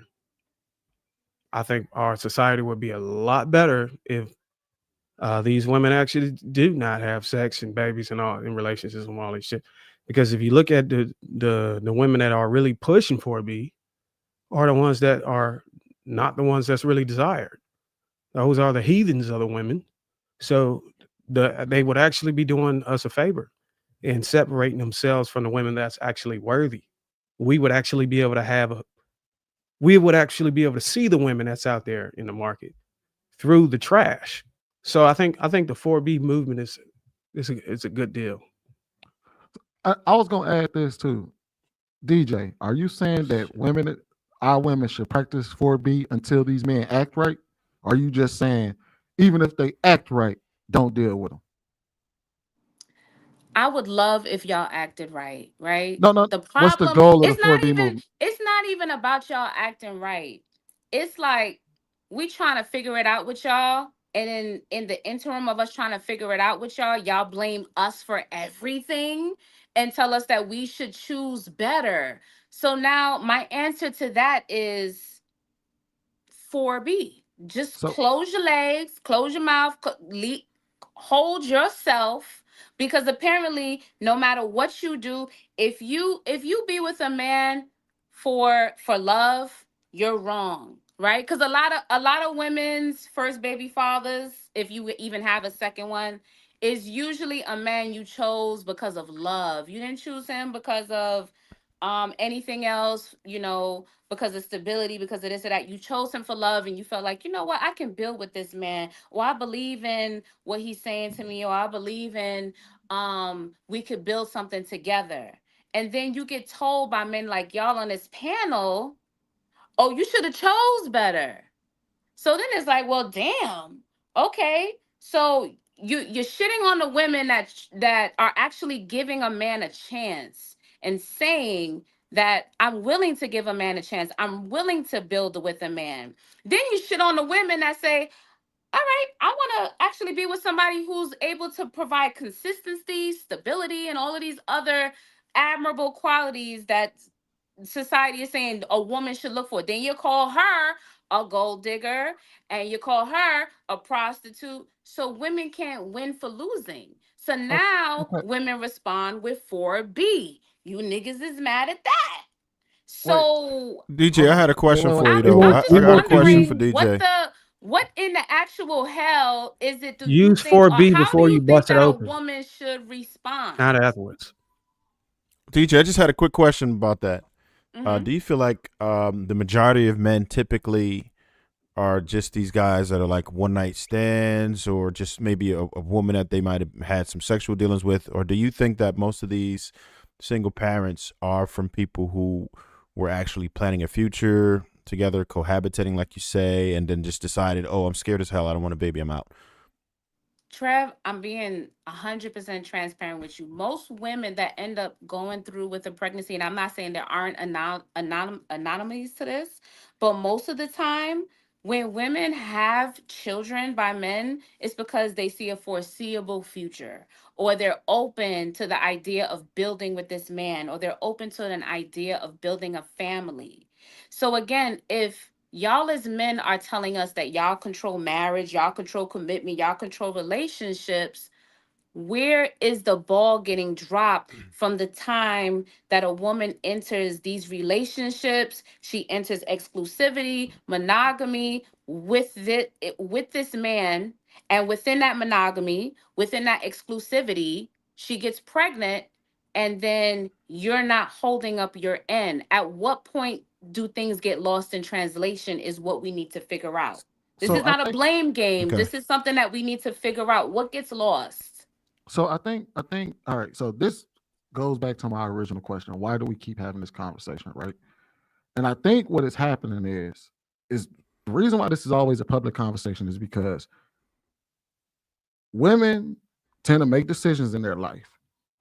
And then after those decisions are made, they come to us or come to the community, come to men, the men after us, the women after, whatever. And when they desire a specific result from the people that they're trying to encounter after they made the decision that they made, they would then try to say, well, I didn't become a single mother by myself. True, you did not become a single mother by yourself, but that doesn't mean that the people after you have to accept that accept that behavior or accept your shortfalls. So when somebody says, okay, well, you're a single mother, so I prefer not to deal with you, or it is what it is. We understand that that's the situation you went through, but here's how we're going to treat you from here on out. That's something that you have to live with because you made the decision that you made. And that's the reason why we keep having this conversation, is because it's specifically in this space, right? Here's how the conversation went. Here's how it happened. Women have issues with dating. We come on this panel, then they talk about the issues that they have with dating. Men have a conversation with them about their dating experience. They say, well, you got, okay, how many kids you got? Well, I got 3 kids. Okay. And you got 2 fathers or 1 father, whatever. Yeah, I don't think that, and a man would tell her, hey, look, that is not a very optimal situation for men to deal with. And they would advise men and so on and so forth, like, hey, look, don't deal with single mothers, i.e. whatever. Then the conversation tends to devolve into, because she would say, well, I didn't do this on my own. Why aren't you holding the man accountable for my action? Well, I don't deal with the man. You want me to deal with you. So because you want me to deal with you, the only person I can hold accountable in this situation is you. And the women who deal with that man will hold him accountable. Or if that man came to the community and expected something from men, for him being a deadbeat father or having multiple children by multiple women, we would treat him the same way. We wouldn't give him favor or treat him the same way we would treat somebody who made all the right choices. We would tell him, you got to take your L's. But women would come to men after the fact and say, hey, look, I know I made this mistake. I know I did this wrong. You shouldn't treat me like I did this wrong because I didn't make this decision on my own. Shan. I think my concern is the obsession with talking about it. I mean, I just feel like, I think we spend so much time on talking about the, like instead of, okay, so you don't want to date a woman who has kids. Don't date a woman who has kids. Just leave her alone, right? You don't like if you went to jail and I don't date dudes who went to jail, I'm not gonna throw it in your face you went to jail. Or maybe I don't date a guy who didn't get a formal education. I don't just be like, I ain't dating you because you don't have a formal. I just don't date them. I'm not gonna knock them for their decision. I just know that that's just not for me, right? I think people make decisions in life, right? Maybe you didn't have a kid out of wedlock, but everybody has a vice.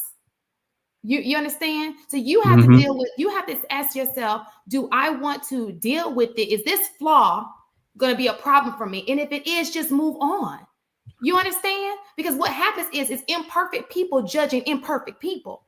And that's where the problem comes. Because who gave you the authority to be the almighty, to judge people when your shit stinks? You understand? So I think that really is an issue. Now, I do think that there is a problem with us. I will say that women, we do have to do better with carrying a man's seed that is just not, we should not be opening our legs to just anybody. We have to do a better job at vetting the men that we have in our life. You need to make sure he is committed to you before I think you shouldn't even open your legs to him.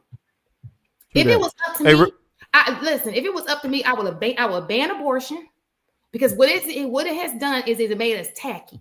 Okay. We always feel like there's another plan in place. I would ban it. And listen, women just need to close their legs. Stop giving these men an opportunity. He shouldn't even be able to taste you unless he's ready for you. Okay. A man should not be getting no panani. Okay. So that's just how I feel. That's the way to solve the situation. Okay. That's the only way to solve the situation, because we all are grown here. We know that sex leads to pregnancy, right? And what you can't do is, after the fact, you have 2 adults there making the decision. Okay. After the fact, what needs to take place to get rid of a child is surgery, which is also a decision, which can come with complications all within itself. So that's not even a good decision, right? That's a poor decision as well. So I say, let's go back to being proactive. Proactive looks like, hey, you're not my husband. You should not even be inside me. You gotta have be accessible like that. Okay, I hear what you're saying, but you're not gonna. You don't have the rights to me just because you blowing smoke in my ear, and that's really the issue. And I'm just so tired of the conversation. People, do what you want to do. Look, can I chime in? Hold on, just a second. I do hear women saying, hey, hold on. I'm sorry. No, we gotta get to the super chats. We over here skimping them on pimping right here. So, M. White, you up? Mills 36 with the $2. DJ, okay, I see you fire. The AP accountability partner with the $5. Shout out to AP. M. White, tell your people that be popping off to hold on their rounds. They may need them in 2025. We're in for a wild year, I think. The AP, the accountability partner with the 5 again. DJ, no ma'am. That would be the minority. AP, shout to you. A small minority, most men, the majority, double down on their grind when the baby is in the picture. Great. The AP accountability partner with the 5. The problem is y'all aren't having a parenting conversation before kids are in the picture. Men and women are not being intentional. That. The AP accountability partner with the 5 again. All of it transfers. Provide and protect is very broad, as in nurture and maintain, as is nurture and maintain. What happens when things go off is a breakdown in communication. Yep. Great points. Trigger Mike with the $2. So Marcus just stole his kid's Xmas toy. Absolutely. I've been playing with that damn thing. Look, you got to charge it. Oh, Marcus, what the fuck? Playing with the orb. Playing with that orb ball. That shit is fun. It's like a drone, but it ain't got no controls. But how you position it. BZ, formerly Baby Zaddy, with the $2. War Table. Sure, they didn't even get the invite. Oof. Michael M with the $4.99. A single mother is trying to explain how to make a family work to a panel of all married men. Laughing emoji, laughing emoji, laughing emoji. The AP accountability partner with the 2. DJ, find better analogies going forward. Laughing emoji. DJ. Just keep sending the money, nigga. The AP accountability partner with the on the planet, boy. This is for the Darwin is cooking tonight fund.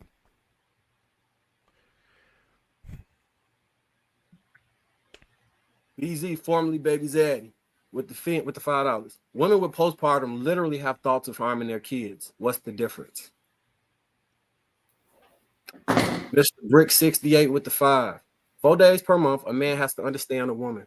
Testosterone is a male hormone that affects him 365 days of the year without fail. Testosterone is extremely compulsory, but women don't have to understand us. Mr. Brick 68 with the 2. DJ is great. Mr. Travolta with the Hey, Marcus, you can't do that. You gotta read. Oh, go back, man. He didn't put his money in. You know what I mean? Even back. though Mr. Brick 68 with the $2. DJ is insufferable. Your mother. Mr. Travolta with the pimp dollar, 125 pimp dollars. The ism 125. What the hell is that? What? The Philadelphia It's a foreign currency, man. I don't know. We'll take it though. Yes, gold is for the money, green is for the gold is for the honey, green is for the money dollars. 125. Black women. Black women are obviously to blame. They're the ones that get pregnant, so they need to take extra precautions so they don't get pregnant. Marry before you carry. The AP accountability partner with the 5 again. Dang on, Kim. I'm looking for a new baby mama. Shit, you busy? You got some great points, ma'am. Mr. Travolta with more pimp dollars, another 125 pimp dollars. DJ obviously doesn't have a man. She doesn't listen. She's having side combos and she just responds. Anyway, black women, it's your body, your choice. Close your legs. The AP accountability partner with the $2. This is a very productive combo. Except DJ. Trigger Mike with the 5. The money maker DJ, over here. Yeah, DJ is a great value Cardi B. Bringing all the money in. Baby daddy name great value Cardi B. Her baby daddy name is Upset, not Talk Offset. to me. Upset. Send some money. Send some money and talk Hey, to me. hey, DJ, you gotta admit that shit was a funny joke. Yeah. You gotta admit that. Yo, that was funny. I ain't admitting shit. Fuck these niggas. That shit was funny. Your mothers. Molly Mall. Molly Mall with the $1.99. DJ be running y'all and change the subject on y'all. Yeah, that's how you feel, Molly Mall. Mr. Travolta with the pimp dollars, another 125 pimp dollars. Black women can can require men you choose to have sex with to wear a condom. Your body, your choice, right? You want the freedom without the responsibility. Are you equal or not? Not when he pin you down from the back and you can't move your arms. It was just, is that voluntary or not? Basement with the $5. DJ, when are you going to start practicing what you preach? Hashtag 4B. Shave your head. I don't know you, motherfucker. You know he. She do know he. Well, you know why she lies. Prophecy to save you with the $20. I think in 2025, we need to move away from people who love to have bad faith arguments. Let's have people on the panel who are actively trying to come to a common ground. There is no more time for circular arguments. Shaking my head. Marley Marl with the 199. Shan wrong. Only one person makes decisions for me. Mid, what is that? Low grade marijuana. Mr. Brick 68 with $2. DJ doesn't listen. Short bus responses prove it. Well, the AP accountability partner with the Fin. Hey Shan, if Kim is busy, you want to pencil me in? Great points tonight, sis. And we seen you standing up by the table in the kitchen. You got a lot of claps. Oh, wow. Whoa. That wasn't in the super chat. They was over here checking out while she was standing in the kitchen. Listen, I had to clean my kitchen. Y'all bugging. Wait, hold She was up. pouring a glass Wait, of what wine. just happened? The AP text me that. That's trigger like $5. That's right, Shan. We make decisions that have to live with the consequences. I looked right at my wife's hips and I was like, yeah, I'm nothing in that. Nothing wrong with it. BZ, formerly Baby Zaddy with the $2. Round of applause for Shan Monet. Well said, sister. Clapping emoji. JC with the $2. Why DJ dressed like a ghetto Moana? My daughter love that damn. Yeah. Shout out to everybody for support. Shout out to Moana. For real, for y'all showing out tonight. We definitely appreciate y'all up in this piece. Yeah, so I'm gonna dead that question entirely. Shan, new name, drunken. Shan, don't stand up no more. Y'all doing the most. Like, come on. I'm just trying to clean my. Oh my gosh! I Send knew I should more turn the money. camera off. I like it. Send more money and talk about me. No. AP accountability partner with the $5. And right, you play too much, bro. You shouldn't have texted to me. Hey, you sit over there checking out the yams, right? Wow. Say it's Thanksgiving. Yams on the table. First of all, I'm not Bronx. Yeah, so I'm Brooklyn. Okay, get it right, y'all. I'm not Bronx. Very much Brooklyn. Y'all should have known from the accent. They don't know. They're not from the North. I don't trust. Oh no! Did y'all see? Yeah. Look, I didn't even know those other ones were in there. Look, Shan, don't stand up anymore. People are You gonna keep putting the shit on the screen? Then they gonna keep shit. Yo, you keep putting it up there. Stop it!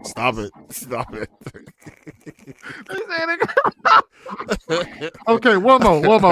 This last one.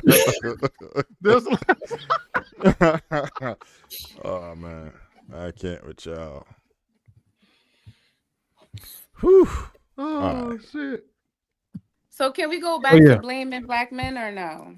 I'm just well, I'm gonna it's kind of related to that, so I'm gonna go a little bit more into it. So we're gonna be breaking down the narrative. Are black men abandoning their families? Right? Well, I wanted fair to say black men are leaving their families, or is this a stereotype? Before you get to this next topic, before you was about to do the super chats, I did want to kind of like touch on what the last thing was said. Is that cool? Now go right ahead. So I think Shan was talking, and she said something about why is the single mother thing a topic anymore. Or like I think she said he was tired of talking about it. So I think it's a matter of how you're speaking on that topic. You get what I'm saying? Like, if you're speaking on it or reporting on it in a way to where you're trying to spread caution and awareness to people who are going to have to deal with single mothers, given their common behavior, I think that's justified. It's no different than reporting on financial stability. One wouldn't say, I'm tired of talking about financial stability or obeying the law. You keep seeing people committing crime over and over again, reporting on it. You're never out there like, man, I'm tired of just seeing all these crime. I'm tired of why don't you stop? No, if people are going to keep breaking the rules or making poor choices and behaving immoral, you got to kind of keep talking about it. So it's a matter of just educating the young and unaware on what they're going to have to deal with when they step to these women. And I would argue that we're failing. I don't think it's enough of us talking about it, because if that were the case, then we wouldn't have the Jalen Greens of society making those choices. And then on a promiscuity end, I think we failed the Travis Hunters of society. So I don't think there's enough microphones out there to be able to point at the issue or open up conversations for these topics. So I would argue that it needs to be amplified. If and only if you're trying to spread. Go ahead. I apologize. I'm sorry. I would argue that we're focusing on the end result and not what got to the end result, right? I think that once a person is pregnant, it's already too late. That person is pregnant. You understand? So my focus is, while we're so focused on the end result, why can't we focus on the problem? It's almost like somebody who has a disease, right? You can have prevention. Prevention can look so many. If you focus on prevention, you won't have to worry about the problem. Now you can gamble with prevention. You can say, okay, this may work, but we all know the only way to stop single motherhood is to get married and have sex and have children, right? You can't argue with the fact that the problem is we're not getting married, but we are still sexually active, right? And let me finish talking to say what I'm saying, okay? Because I will also argue if you because you like to talk about the Bible, right? You say that a lot. You like to talk about the union, but the Bible also speaks of fornication, all right? So if you're going to speak on different sins as the biblical guy that you are, you got to speak on all of them, because fornication is what's led to single motherhood. And that also is a problem, but from both men and for both men and women. So we nip it in the bud and say, hey, look, everybody needs to be moving with intent. If you're not, you just need to be not in the game. Chill to the side, because pregnancy, sex leads to pregnancy. And to be real, to be honest with you, if you look at the numbers, it's 50. I think I looked it up. I got it set up right now. 56% of women have children. 56% of women have children, right? Black women who have children, right? That is not that. And some of those women are married. 40% of the ones who are unmarried are cohabitating. When you cohabitate, you run the risk of getting pregnant, because you're seeing this dude. Y'all ain't wearing no condoms. You wearing a condom and you live with a dude. You understand what I'm saying? That's a stat. So we need to start promoting marriage instead of just sleeping with people and saying, "Oh, be safe when you're sleeping." No, let's promote getting with each other, marrying, and then having sex. I get what you're saying. We need to start doing, but what I'm telling you, that's already been done. It's already being done. It's already been done. That has failed. There is no being proactive with these women today. They will not even listen to their own mother and father. They will not listen to me. They will not listen to anyone at this point. The only option is to talk to the men and make them aware of what they're going to have to deal with. We literally has lost our women, especially the Black community has lost their women. We are at a 30% marriage rate, and it's only going to get worse. We literally lost there. There's no way we can fix that. So we have to speak about it from a reactive way. Unless women miraculously just come together and say they're not going to no longer deviate. You have your single mothers, sort of like what Ali said, my body, my choice. You have women that will not want to have kids. You have women that literally does not want to submit to what we call a husband in today's society. That's off the table. They do what they want to do. So the only option we have is to educate from hindsight, educate from a position of, hey, look, I'm gonna warn you what you're gonna get into. There's no way we can prevent these women from behaving the way they are. They're just gonna do it. Their own fathers, the person that the nutsack that came from, they won't even listen to him. They won't listen to God. They will quote Bible scriptures all day, every day. I even heard DJ had the audacity to say God says, which is crazy. But I'm just saying, like, it's just no. That angle has failed. You have the audacity to say the fathers. What fathers? What fathers? What fathers? That's where you losing a lot of people. What fathers? You don't want to acknowledge the truth, and that's where you get lost every time. Darwin, Bruiser. Okay, what about that's where you get lost. What about You don't want to acknowledge the reality of where the community is, and that's why we can't have solution-based conversations and move forward. Where's the community? The community is absentee fathers are a chronic issue. Period. No matter how you slice it, dice it, flip it up, put it down, there is an issue with the Black man missing as a father. And I'm not talking about the fun weekend dad, the dad that takes the kids to the McDonald's every other weekend. And, I'm talking about the father. And whether or not you're in the home, I'm not talking about that, because that's a different conversation. I'm talking about you showing up for your kids. I'm talking about you parenting in a real way, not in an abstract way, where you're doing all the things you need to do. You're helping with the homework. You're clipping the fingernails. You're paying for the field trips. You're buying the uniforms. You're buying the winter coats, the boots, without a woman asking you. You're doing all the things that need to be done and covered. You're not complaining. You're being the leader that you say you want to be. It's not happening. You guys are saying that you want to be the leaders, but you're not showing up. You're not leading. You're not initiating. Your demographic is the least to get married to any race, not just Black women. When you go and you get involved with your preferences, they have the same issues that the Black women have with you. So is the issue the Black women, or is it you? What's the commitment issue? What's the issue with getting married? What's the issue with planning roots and having a family? Let's talk. So that was false. That was false information, what you just said. There are 700,000 more married Black. Data that there are. You can Google it after I stated. I'm not doing that anymore for anybody. Like, if you really care about it, you go research it. There's 700,000. I didn't interrupt you. There's 700,000 more married Black men than Black women. Black women are the most divorced out of any race in any group.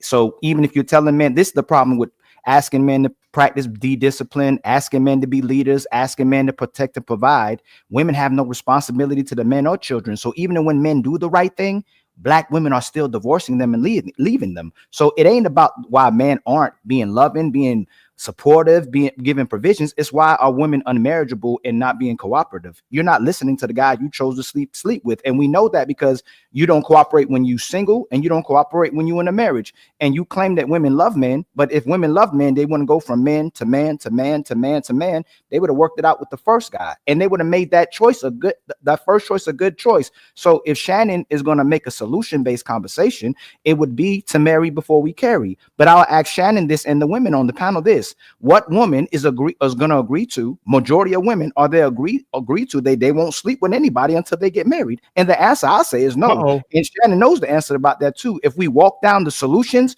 women don't listen to no man. They don't listen to their husband. They don't listen to their daddy, and they don't even listen to God. So it's going to be very, very difficult to get a woman to listen if she won't even listen to God. Go ahead, Shannon. Also,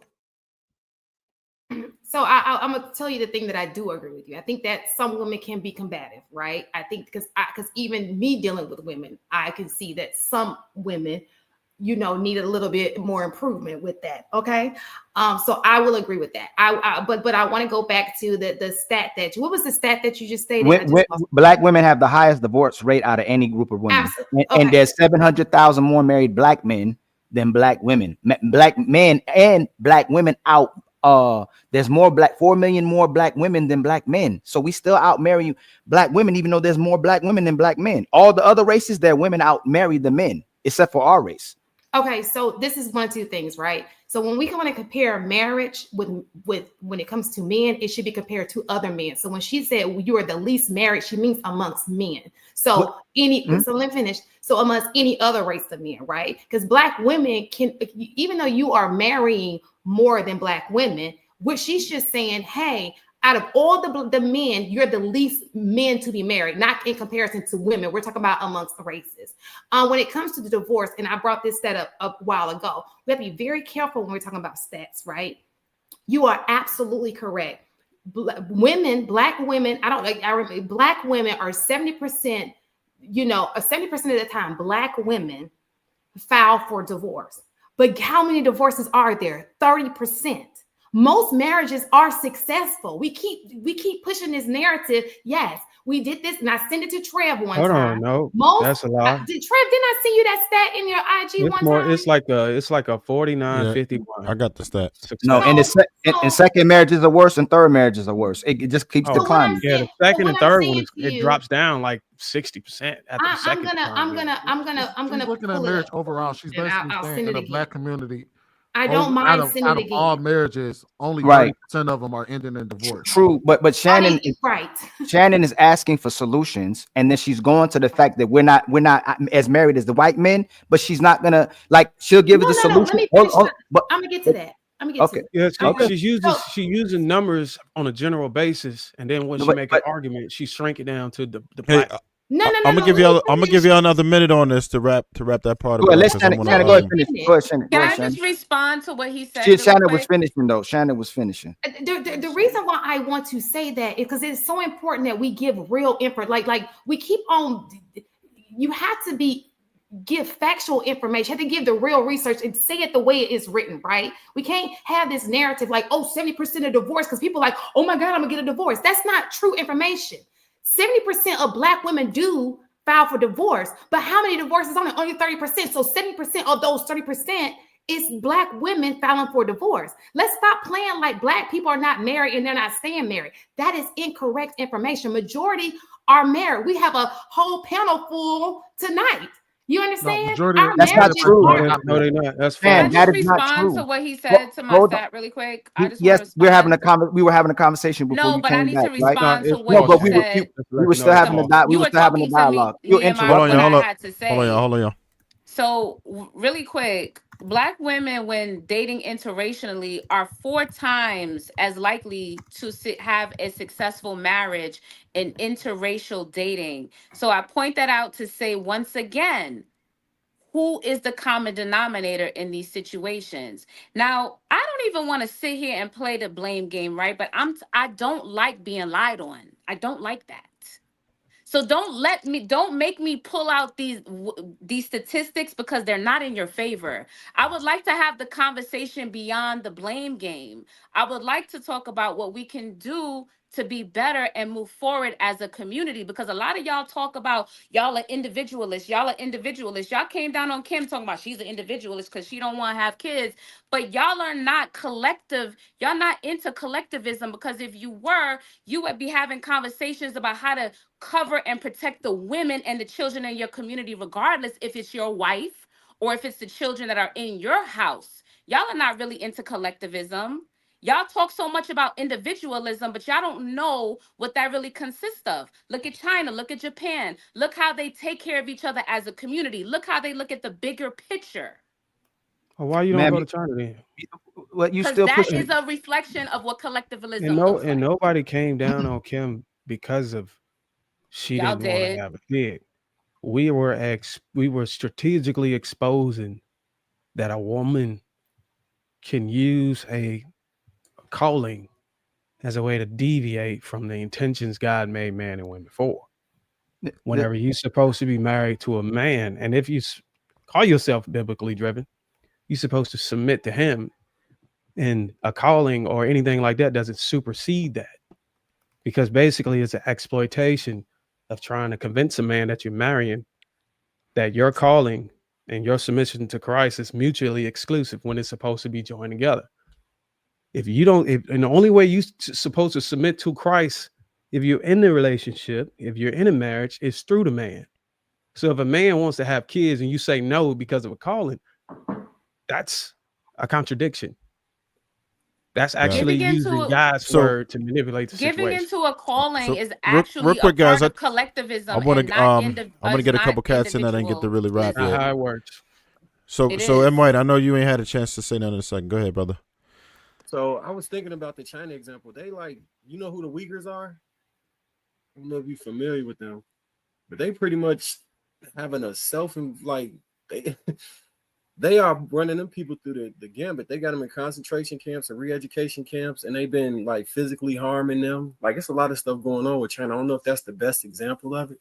But I think the reason that the men are up in arms is because of collectivism, because they're not saying in general, in mass, that, hey, I'm mad that you're a single mother because you're a single mother. When they make those comments, usually it's a reflective response to them saying they want to improve a community. That's normally the argument that I hear made. Several times I've advocated for like non-sexual or sexual polygamy, where the men play a role within other homes. Like, I constantly be arguing for that. So I don't think that's a fair assessment. Got it. But Aisha, what you got on it? Sweeney, you up next. That the conversation always goes left when you're talking about a woman in a negative light, and the connotation that being a baby mother is somehow you're the pariah or you have to wear this scarlet letter. And I think that when these men on a panel speak about single mothers, they speak of them with a disdain along with the rest of society. And I think that that's where the conflict comes in. Someone on the panel was like, we don't do that to men that are in and out of jail. Like, a man can go to jail 50 times and we don't view him the same way. Like, these rappers and stuff, they have 50 baby mamas, go to jail, whatever. Nobody looks down on them. So as a Black mother, to say that you're a single mom, for you to be like, oh, you don't get chose because you're a single mom, or we have to push you in this category, I think that saying those things in itself creates that conflict between men and women. I have a friend who lost her husband. Her husband passed away, right? And she was dating someone. They're like, well, you're a single mother. So they put her in this box because they didn't even know that, like, she had been married. Her husband passed away of cancer. And I mean, just really, really talked about single moms and how they were horrible to her. And the whole time she's like, I'm sitting there thinking, like, my situation isn't even that. I'm not even that person. Like, I lost my husband, but he has this judgment for all single mothers. And a lot of men tend to do that. And I think that that is the issue. There's no compassion. There's no nothing. It's like, you're disgusting and this is what you guys should be doing. You should just be doing what we tell you guys to do. And they're single mothers because most of you guys made bad decisions. So y'all condolences on your husband. I'm sorry. Right. Well, the reason why you get a lot of men speaking to these women. Sweeney, what's up, bro? Oh, go ahead, man. I was gonna say Aisha just spoke to literally the point of why this conversation constantly happens. Is because men say that they find something undesirable, right? They find dealing with single mothers as an undesirable thing to want to do. And then women would say, well, I know that I'm a single mother, but you shouldn't treat me different, you know what I mean, any differently than you would treat another woman. That's what she kind of spoke to. She said, when these women come out here and say that they're single mothers, all men say these women are undesirable. We shouldn't deal with them, or however. That's the reason why we keep having this conversation. Because honestly, in the world, you don't see a bunch of broke, dusty, ignorant, in and out of jail men going to women and telling them, hey, I should be treated the same way that the good man should be treated. We don't have conversations about that because it's automatically understood that those men made the wrong decisions in their life. And if women choose to opt out of dealing with them, wouldn't nobody sit there and say that something's wrong with that woman for not dealing with them? For the most part, yes. Are there, and even to her saying, you see these rappers who have multiple baby mamas, We know why the women are dealing with them, though. They're millionaires or perceived to be millionaires. So, but if you look at a regular dude on the street and we all saw him and he came up on this panel and said, I got I got 5 kids. I've been in and out of jail multiple times. I don't have a job. I don't have this. Do you think any of us would sit there and tell women, hey, look, y'all need to figure out a way to deal with him, because what he made, the decisions he made in the past shouldn't affect how you treat him. We would understand if women collectively on this panel said, yeah, we wouldn't date you. We wouldn't deal with you. We wouldn't love you. We wouldn't rock with you. And no man on this panel would disagree with her. However, a woman, and we saw this countless times, how many women done went on Kendra G show and said, yeah, I got 3 children by 3 different men. Yeah, and then men would be like, next, no, we good. And then she'd start going back and forth with the men in the chat because they're saying they don't want to deal with a woman with kids. And she'd say, why won't y'all want to deal with me?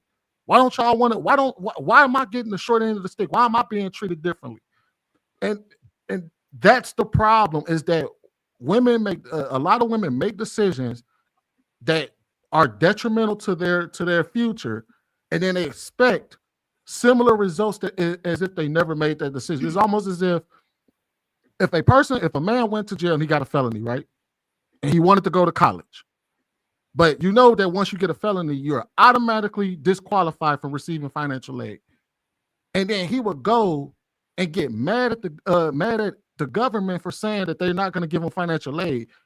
He would be like, well, I should still get it. I know I made this mistake, but you should still give it to me. No, this is a consequence of your actions. You don't get the same results as somebody that did things the right way. You have to live with that. If not, you have to work harder to get a similar result. So if you want to go and graduate from college, a man that has a felony and can't get financial aid may have to take out his own personal loans. He may have to work a lot longer. He may have to save up more money to get that same similar result. Life is harder for that person. The same way for a woman who decides to have kids, regardless of the reason that she had them. It doesn't matter if she had them with her husband and then they got a divorce. It doesn't matter if he just left her. It doesn't matter why, because the person who has to deal with that is the next person. And I don't care why you did what you did or how you got there.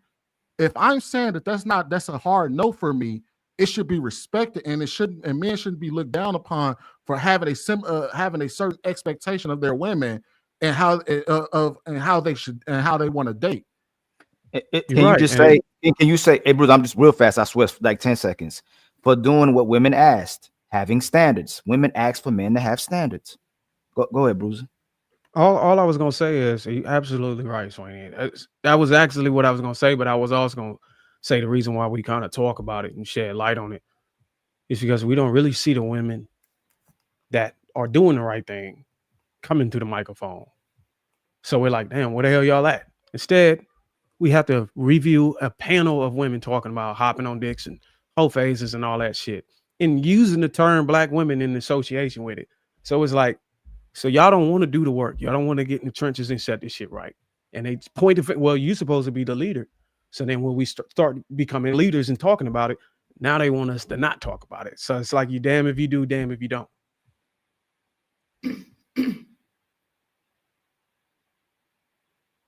You on mute, Trav. Motherfucking mic. So we can move on to another question real quick. So there is something else that we want to ask, and I don't know. This might be kind of tough because the way that it's been going tonight, I don't know. But so, do we think that we could find a way to hold ourselves accountable without just blaming the opposite sex? So for the next segment, I just want to see if I want all the men to actually say some things that we as men could do better, and vice versa. I would love all the ladies to point out specific things that they're doing absolutely wrong that they know they can make improvements on. Who want to start? Marcus, you got it? Well, I'll start by... All right, go ahead. Coco, you got it. Coco and Marcus. Well, I just want to say I've been listening to everybody, but I am 100%. I don't believe in having kids outside of marriage. I don't have any kids.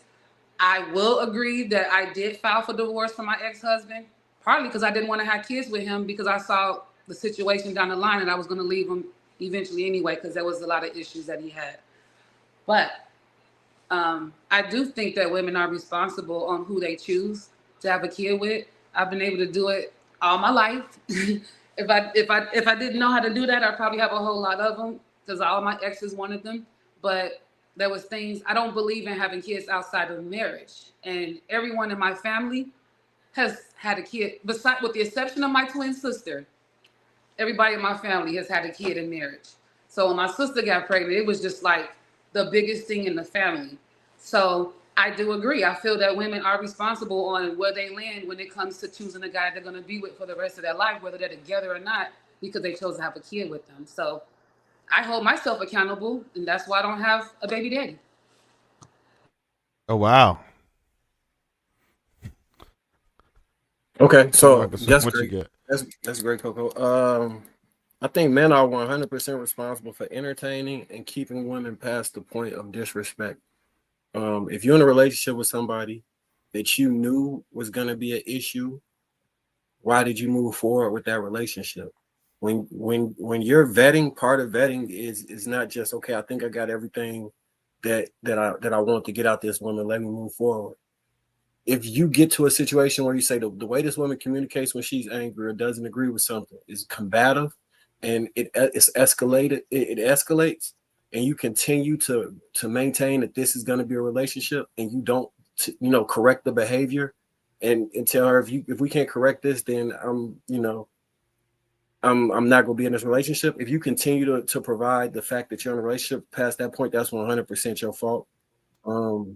And just overall taking responsibility for that, like being a team captain on a basketball, football team, you understand that everything falls on you ultimately, and in doing so, you start to be proactive and preemptive with your solution making, and I think that can resolve a lot of the situations men have with women. Because honestly, I don't understand sometimes. Like, well, why didn't you just stop that? Why didn't you just say, hey, this is a boundary, don't cross this line. Once you cross the line, repercussions. So I don't think we enforce our boundaries as men in general to the extent we should, unapologetically. Got it. So I guess I can give mine. And this is to both men and women, but I'm going to speak specifically to men. So my thoughts apply to both, but I'm going to speak specifically about men. I personally do not give a flying fuck what you decide to do with your life. Whatever you decide to do, I don't care. The only thing I care about is as long as you're willing to accept the consequences of those actions. I don't care what you do. You know what I mean? Obviously, keep it within reason. Like, obviously, I don't want nobody out there hurting people and shit like that. But we're talking about relationship shit right now. I don't care what you decide to do. I just want you to accept responsibility for the consequences. So if that leads to you being undesirable to a group of people, if that leads to you having a more problematic issue in dating because you made such decisions, you have to live with that. What I have a problem with is that people make the decisions that they make, and then they come back to us and tell the world, hey, you need to excuse me from what I did because it may have been beyond my. It was a mistake. I was younger. I didn't do. I know I did it, but you should treat me the same way. Like, no, accept that I don't find what you did to be a desirable thing to put up with, and that's it. And if people decide that you're not him, then you're not him. Don't come back to the congregation asking us to respect your choices. Respect your choices by not giving you the same consequences of those choices. That's not respecting your choices. So again, I don't care what you decide to do in life, accept the consequences, whatever that may be. If that means women don't want to fuck with you after that, then women just don't want to fuck with you. You don't get to go to the women and tell them you need to accept me for who I am. They don't have to. That's the consequence of your action. Kim? I would say I'm going to speak to the man because that's just what I do on a daily basis. If any man is aware, if any man has been enlightened on the situations, precautions, loopholes, obstacles, and traps that you can run into, I think you should have an obligation to share that information with not only the brothers that are left to your right and elders, but the young gents coming up too. I think you should charge yourself to care, because whether you like it or not, the decisions that somebody else make, even if they don't care, can indirectly impact you and affect you. It all taps into the economics, the crime rate, all that stuff is a direct impact on your life indirectly. You don't even know it. So what another man is doing in his household and his kids down the street can indirectly impact what happens to your kids if they got to ride the same school bus, or if they got to go work with them, or they got to go serve with them. Anything they got to do, we ought to understand that we all have to connect at one point. So we should have some type of care for how our peers are operating. So I would tell men to make sure that you teach other men how to stay aware and stay on top of this shit. And as far as women, I'm gonna just try to stay on a man. If you have a wife or you have a daughter who's enlightened or who understands this stuff, if you could potentially help her get in front of a microphone or give her the tools to talk to the women, because maybe they may not be able to hear it from us. And maybe they have to hear it from another woman. I thought it would have been Kamala or Michelle Obama, somebody like that, but they failed. They disappointed me. I thought it would. I'm still waiting on that one black woman that black women would like listen to him. Like, okay, it's a black woman saying it, and she's got the credibility behind her. So yeah, let me go try to be like her. If we can find her, I don't know where she is right now. I think I seen a glimpse of her on what's the name of that podcast, Trev, that you invited the dude over here from I think Daily Wrap Up Crew. Oh yeah. I seen a glimpse of her. I don't know if it's her. It might be her, but we need a her to be able to rise. We had one. It was just Pearly Things, but she was real radical with it. But I want a sister to come up and be able to talk to women. Maybe, just maybe, we'll be able to get some traction in getting women in line, because they're not gonna listen to men. Obviously, they're not gonna even listen to their fathers.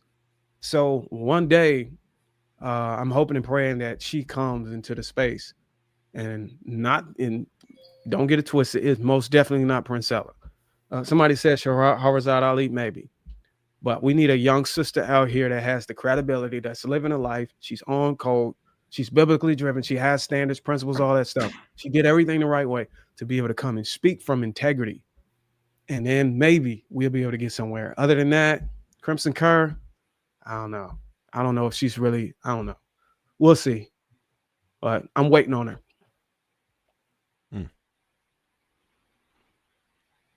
Aisha.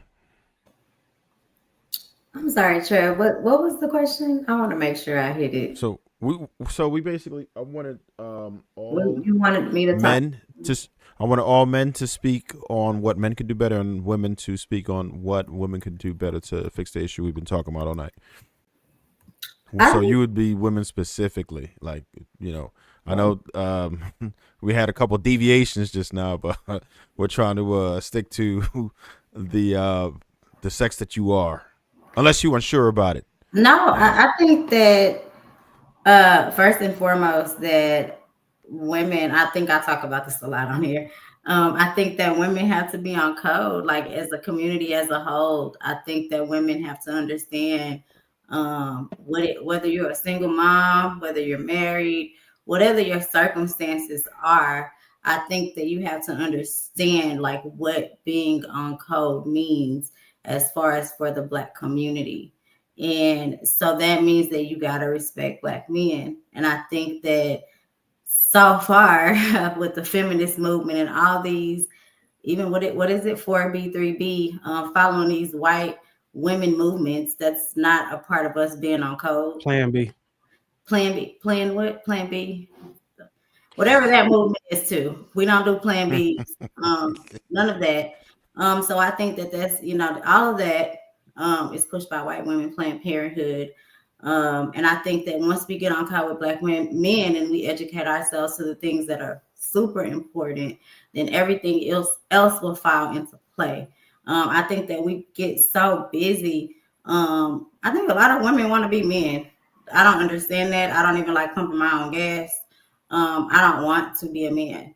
And I think that a lot of women just want to do it. And a lot of women are naturally aggressive and they just don't know how to submit. But I think that I even hear a lot of women say, if you get with the right man, you're going to submit.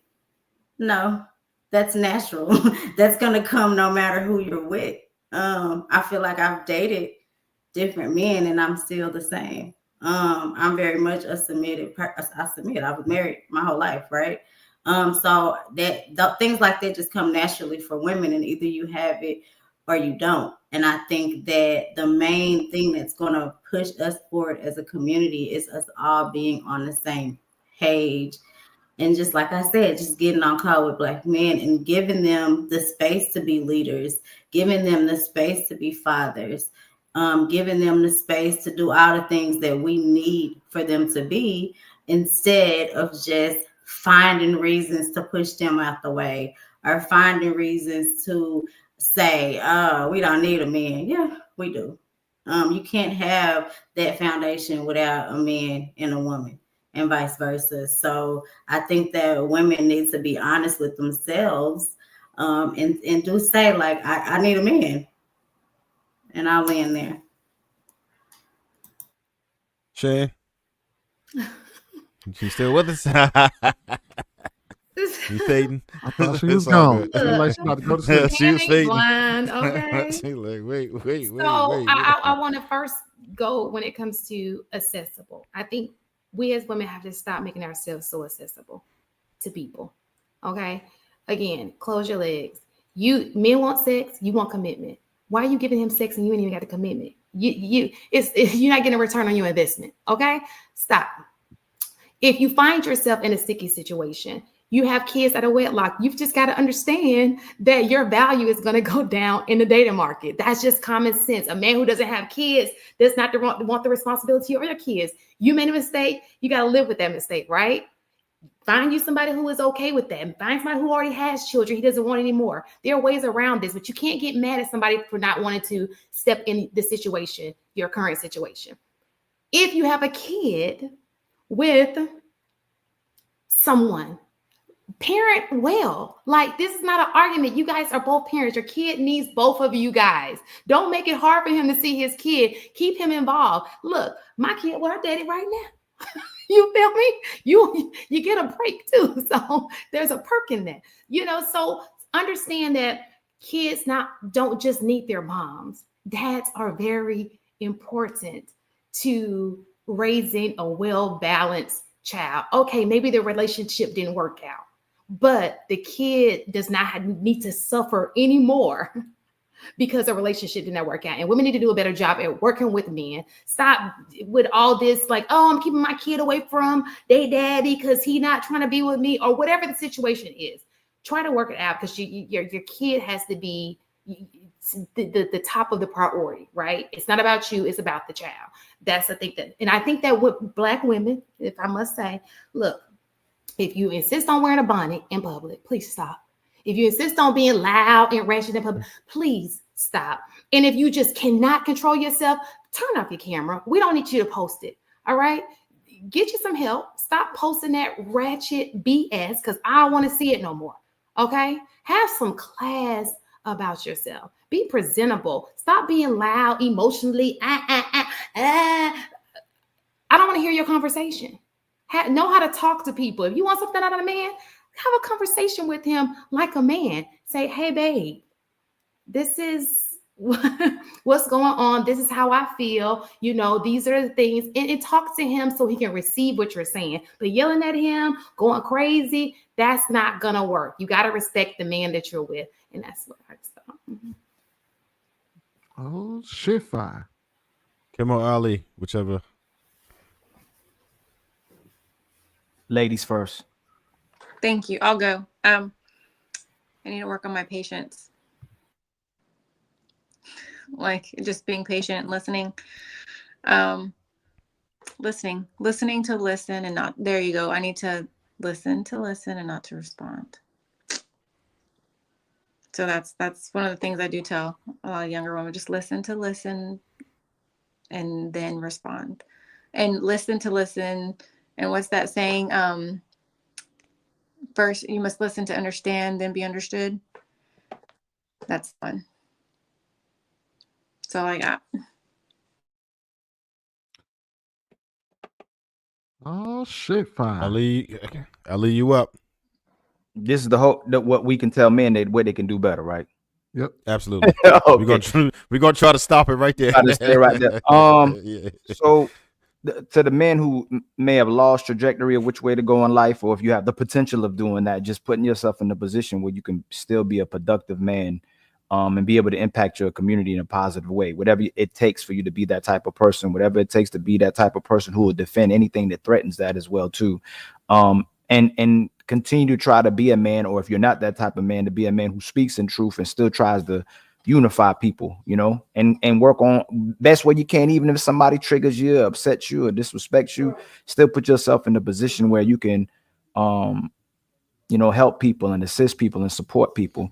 But we also have, I think the biggest thing that I used to talk to a lot of brothers about is that we have to take more steps to address the government and the people in power, and how they're causing a divide, and how we have to take certain powers back to be the men that we're choosing to be, and be the leaders that the women are asking for in the community. There's a lot that's wrong because of the men that's in power, and we have to do more things to address the government and the laws to make change in our communities. So I think that's a lot of things that we can do to hold ourselves accountable. DJ. Well, why we waiting DJ, on where her? you at? Oh, there she go. No, she here. I'm gonna say, just make sure there ain't no dead air. Am I the last? Yeah. Last and certainly not least, right? Make sure you repose the question to her. Oh no, she was first of with all, love yourself, right? And people will treat you the way you treat yourself, so be good to yourself. Stay true to your standards, because your standards keep you safe. And empower yourself with knowledge, and speak truth to power always. So what do you think some of the things that people have, well, women in particular, were doing wrong? Or are doing wrong? That's what I spoke to. Everything I spoke situations. to is where I feel like we fall short. We don't stay true to our standards. We don't empower ourselves. We don't do any of those things. We don't love ourselves, and as a result, we get taken advantage of. We get into situations that are undeserving of our love, our nurturing, our wombs. Okay, so that's the answer to that question. All of those things that I said. Got it. All right. You know what's crazy so about this? Okay, Y'all laughing, but people like Sweeney, Bruiser, I didn't hear y'all take accountability for shit. Y'all said a bunch of word salad, and I listened and I let it rock. What did I say?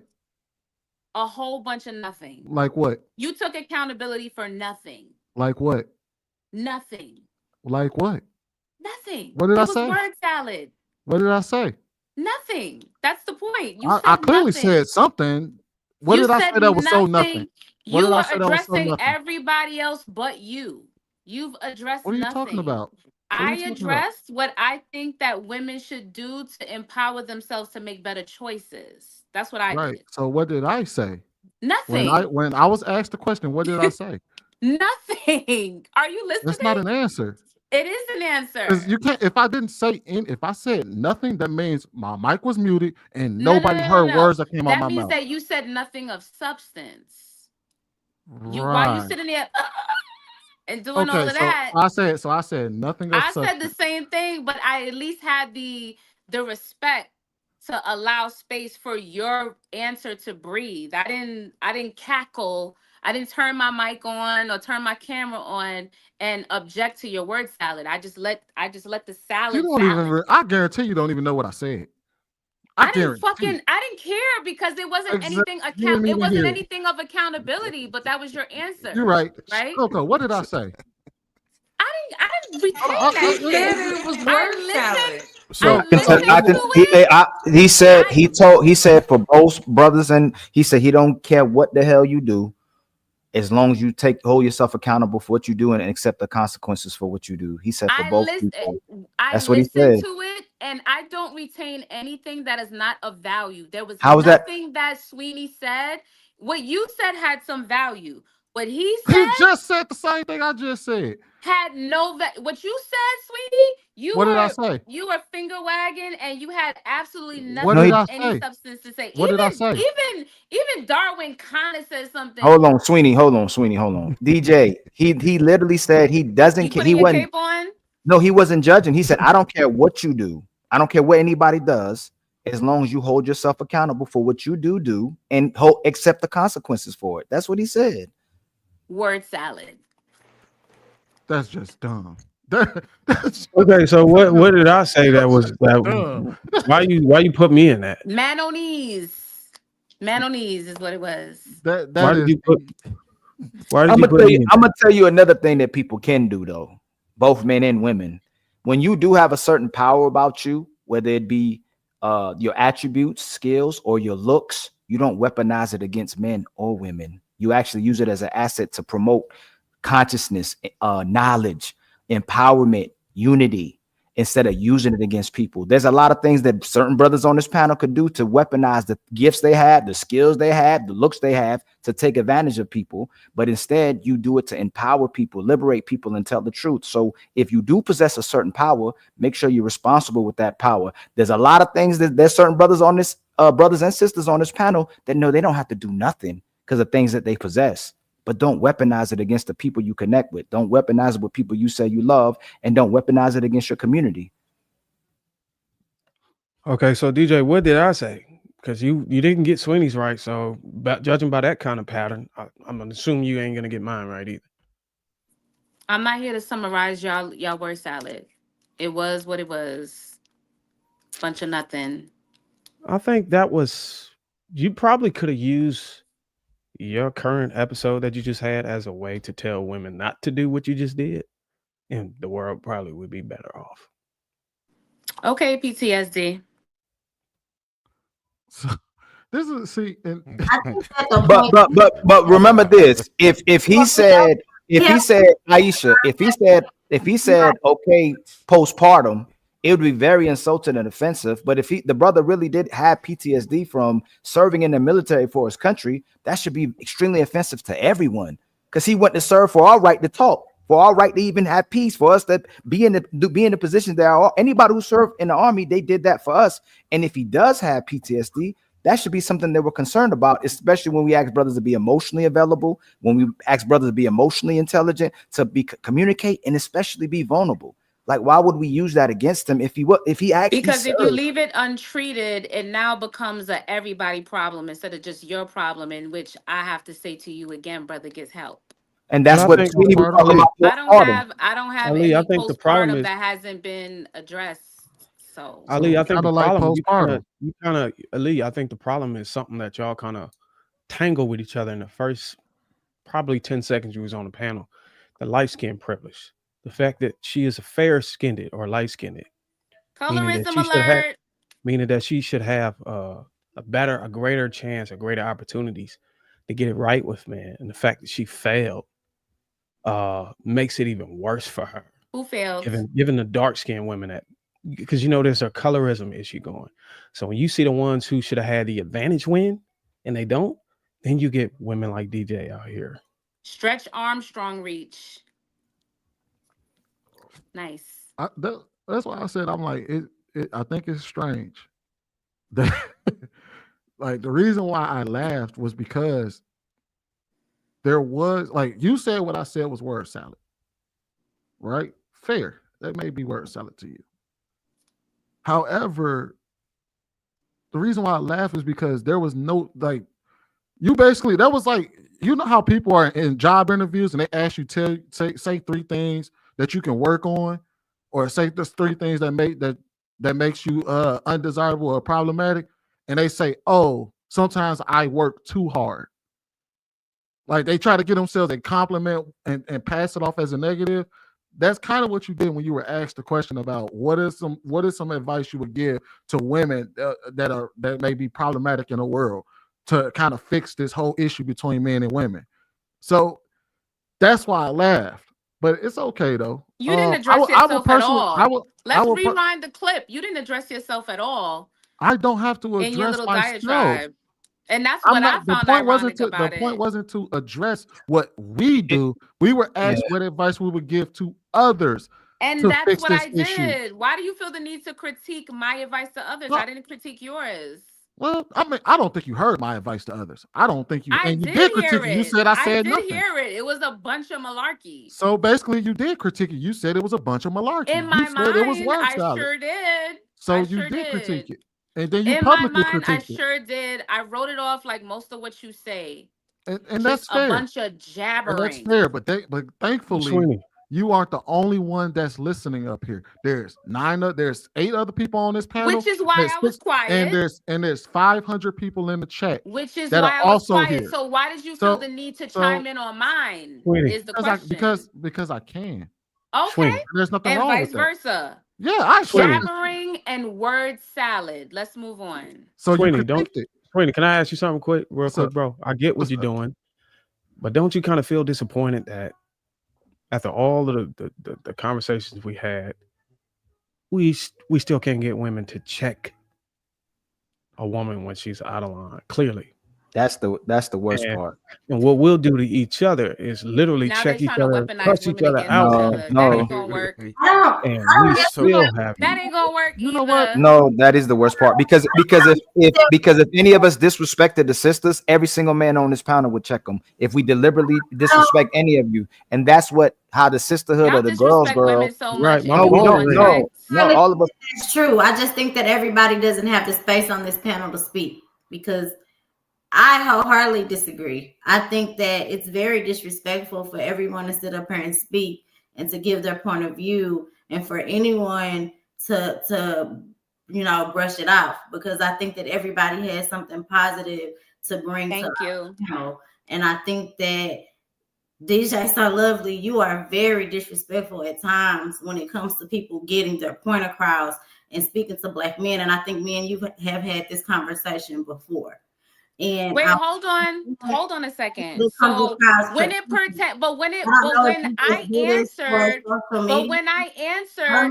they answered, I didn't interrupt them.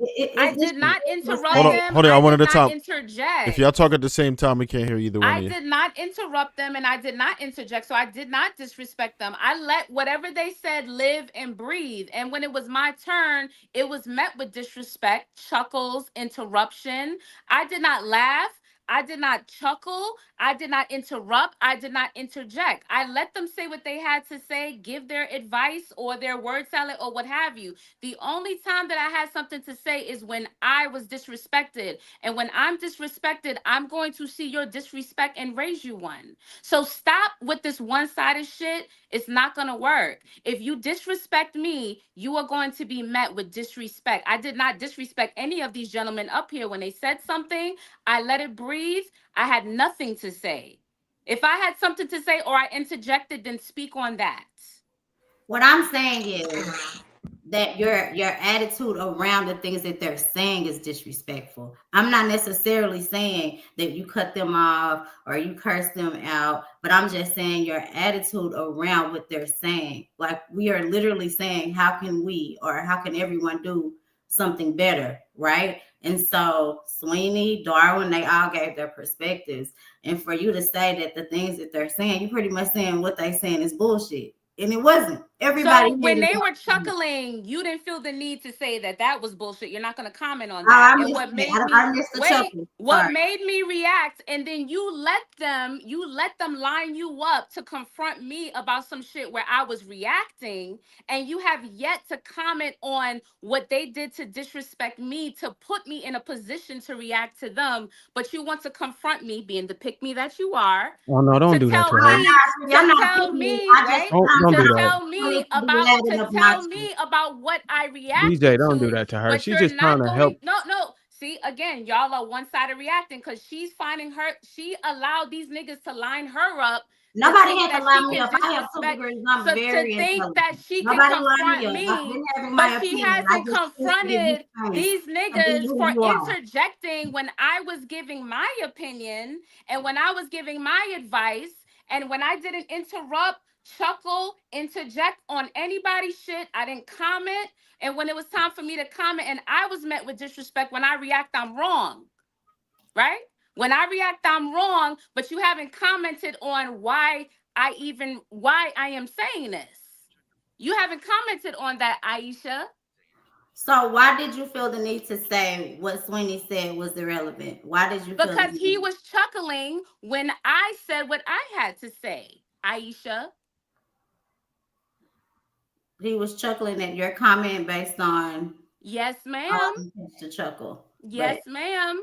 Which got me to say, oh, what's so fun? So see, this is what I'm saying. We hear and see what we want to hear. You in your mind have already made me out to be the villain, and you're not paying attention I don't to think why you're a villain at all. But you're not paying attention to the series of events, Mama.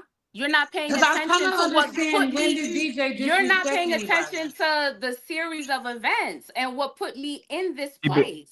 been calling Bruiser PTSD all night, and she been calling us niggas, and ain't nobody Literally need. the military. So I'm just like, I don't know where that comment came from. But my comment wasn't about the PTSD per se. I just felt like I didn't see the giggle or the chuckle from Sweeney, but I just felt like I heard everybody on the Voices panel. And when she came up, I feel like she disregarded it by saying, I didn't hear what you were saying. Of course. And it didn't Because matter. you're hearing one thing and you refuse to see the other side. I get it. You do it a lot. Got it. Also, I don't think Aisha understands. A lot of these guys DJ has been on, so there's patterns here. So it's not just today, you know. So I didn't see her be disrespectful at all. I feel like we all are very direct and we all say what we want to say to each other. And I don't understand why people again find a way to say that it's disrespectful. I think people use that word too loosely because I don't think anybody disrespected anybody. Everybody gave their opinion, whether they agree or disagree. So, Coco, if you call an Army veteran PTSD, that's not disrespectful? If I call an Army veteran PTSD? Yeah, constantly.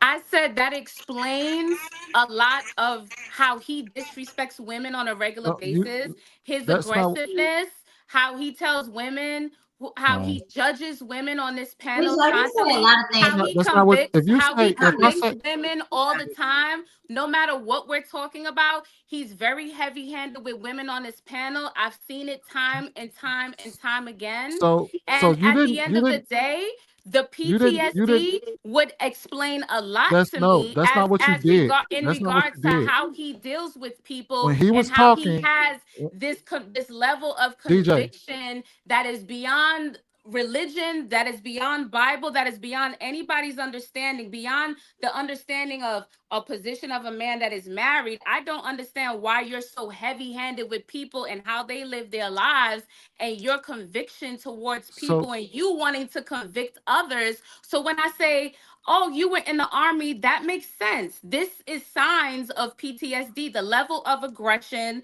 the level of the ideology of convicting others as if you're on this moral high ground. It makes sense to me. It comes together. Right. That's not what you did. You said, but Sweeney, address it. So if a woman is going through postpartum, which you invalidated that women can be physical during that time, you justified it, and you said that, oh, postpartum is real. You did. You justified it, and you said it was valid. So if a man, and then Sweeney used that about if a man is that way and being physical with someone and abusing someone, that shouldn't be justified. And you're speaking of it in a negative way, but he hasn't done nothing like that. He hasn't raged on nobody on this panel. So when you used it to invalidate him and discredit him, and you use it to be disrespectful. You did it. That's why you kept saying PTSD. No, actually, what I did was called out the false equivalency because the example that Sweeney gave was something that women do psychologically with PTSD, and he compared that to physical abuse that is a result of PTSD going untreated. And I called out the false equivalency.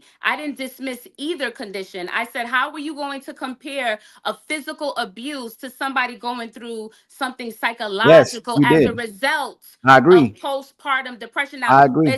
when you bring in physical abuse, it's wrong on any side, and I Right. conceded to But that. you But that discredit. wasn't the initial example given. He put up postpartum depression and a woman getting emotional to a man physically abusing a woman, and I dispelled the Right. But the false you equivalency. would be That's what I right, and you did. would be right if you called Sweeney PTSD all night, but you called Bruiser's PTSD all night because he's an Army veteran. Bruiser didn't bring up that point. When he Sweeney did. when No, he man. said I'm that, I'm I still said talking. I that didn't it cut you. makes sense I'm because I still have talking. past I'm still talking. I experience didn't on cut the you off. panel. And this is how you've been disrespectful all night to a lot of the panelists. You did it to Aisha as well too. While they were talking, you cut them off. You invalidated a lot of what the brothers were saying. You have been disrespectful, but you were calling him. You said he was an Army veteran, PTSD. Sweeney made that statement, not Bruiser. And you kept calling, and right back to the very end of this, you still were calling him PTSD because he's an Army veteran.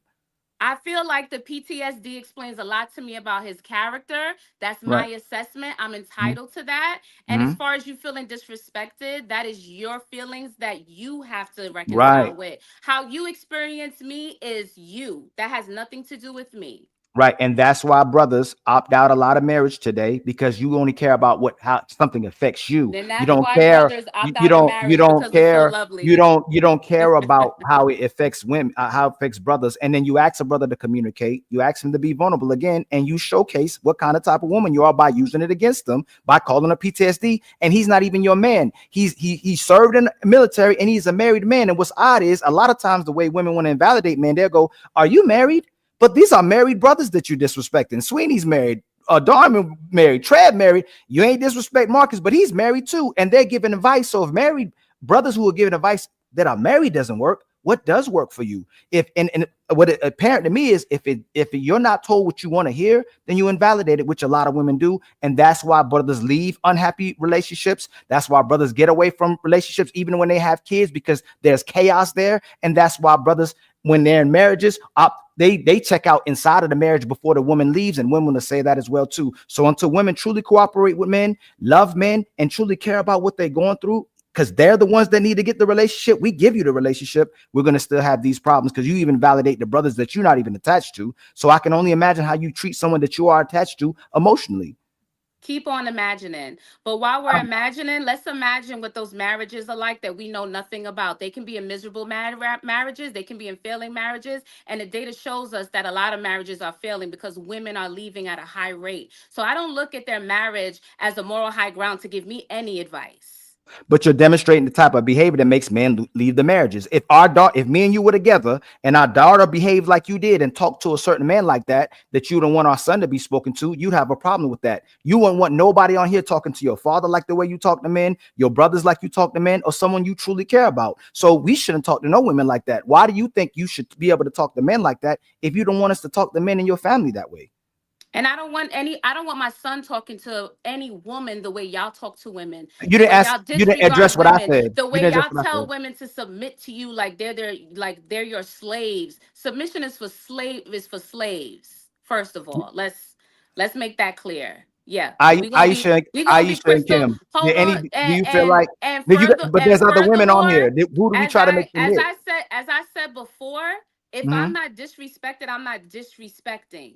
So when everybody else gave their advice, I let it live. I didn't interrupt you, sir. I didn't interrupt him, or him. I let everybody speak. I showed respect. And when it was my time to speak, I was disrespected. So your disrespect is going to get met with disrespect. It's not because you're a man that you're safe. If you disrespect me, I will disrespect you. I promise you on everything. I will disrespect you. And that's, again, our women, like everybody check but them when they have a man. If you rewind this, you were the first one to interrupt it. Now, I'm not going to say first one interrupted. I'll take that. I'm not sure who interrupted, but you were the first one to throw that PTSD jab. And then if you say you have the right to match someone's energy when you disrespect it, then the brothers had free will to do whatever they wanted to do to you after that, but they didn't do that. No, but they They're very disrespectful. but hold on. Let me hold on. I didn't cut you off. But they didn't do that. Now, if you use the chuckle as that, then you would have to say they had the right to do it because they met your disrespect with disrespect. So you'd have to hold you accountable about that because those are your rules. You said if you disrespect me, I get the right to match your disrespect, and you disrespected them prior to that disrespect. So you have to accept that they met you with that disrespect. If I've they been disrespected no, by Darwin many times, and so have other women on this panel. The bottom line, I haven't seen you on this panel. This is my first time seeing you or speaking to you on this panel. But just my last experience on this panel, I watched him tear down a woman who's like practically Florence Nightingale. I mean, this woman really. So when I see you tear down a kind person like that, you can't tell me that at the end of the day, you don't have something going on. And that was my personal assessment. It was an assessment. It wasn't a name. It wasn't anything. That's just my assessment. Usually when I see people who have that level of visceral for someone who's completely non-combative, I'm within my right to draw a conclusion, and that's my conclusion, and I stand by that conclusion. And that conclusion was made earlier. There was no reason for me to be interrupted in any way. That banter happened hours ago. We're all giving our advice. I let everyone give their advice, whether I agree, right, wrong, or indifferent. When I speak, if I'm interrupted or disrespected, then don't question why the disrespect comes back at you. It's going to come back. But you also, not only did you break your rule, you didn't support a rule that you just made just then. You said he disrespected someone else, and now you moved the goalpost that he disrespected someone else on another panel, so you disrespected him. But you should have supported Aisha when she supported him. You should have supported Aisha when she supported him when you disrespected him. If you're supporting a sister who got disrespected by him on another panel, you should have supported him if you disrespected him and she was supporting him in the moment that you disrespected her. I should have supported who? Aisha? You said you said right You said right now you were supporting a sister that Bruiser disrespected. You disrespected him on this panel, and she was supporting him because you disrespected him. She supported the chain of events, so you should have supported her. Because you were supporting she disrespected her. No. To call her She pick wasn't me. being supported because she only acknowledged once the reaction. So why did you disrespect her though? The action that caused she was completely harmless. And that's why I responded to her the way I did. You wouldn't stop talking like you normally do. I actually tried to speak earlier. Sweeney, am I lying? I tried to get in way earlier. I waited till everybody was dead, and I just reiterated my point. So I am definitely not a pick-me. I definitely have my own voice and my own view. You already know, we've been on this before. I have very conservative views. So sometimes my views might not align with a lot of women on the panel, and I understand that. I respect you all. I just felt like the words that you were using and how you were using them was disrespectful, but I wasn't trying to take a jab at you or say anything. I feel like you're very educated. A lot of your views, we sometimes do align, but I don't align with you on the disrespect, the tone, the way that you speak to men, the way I don't align with you on that part.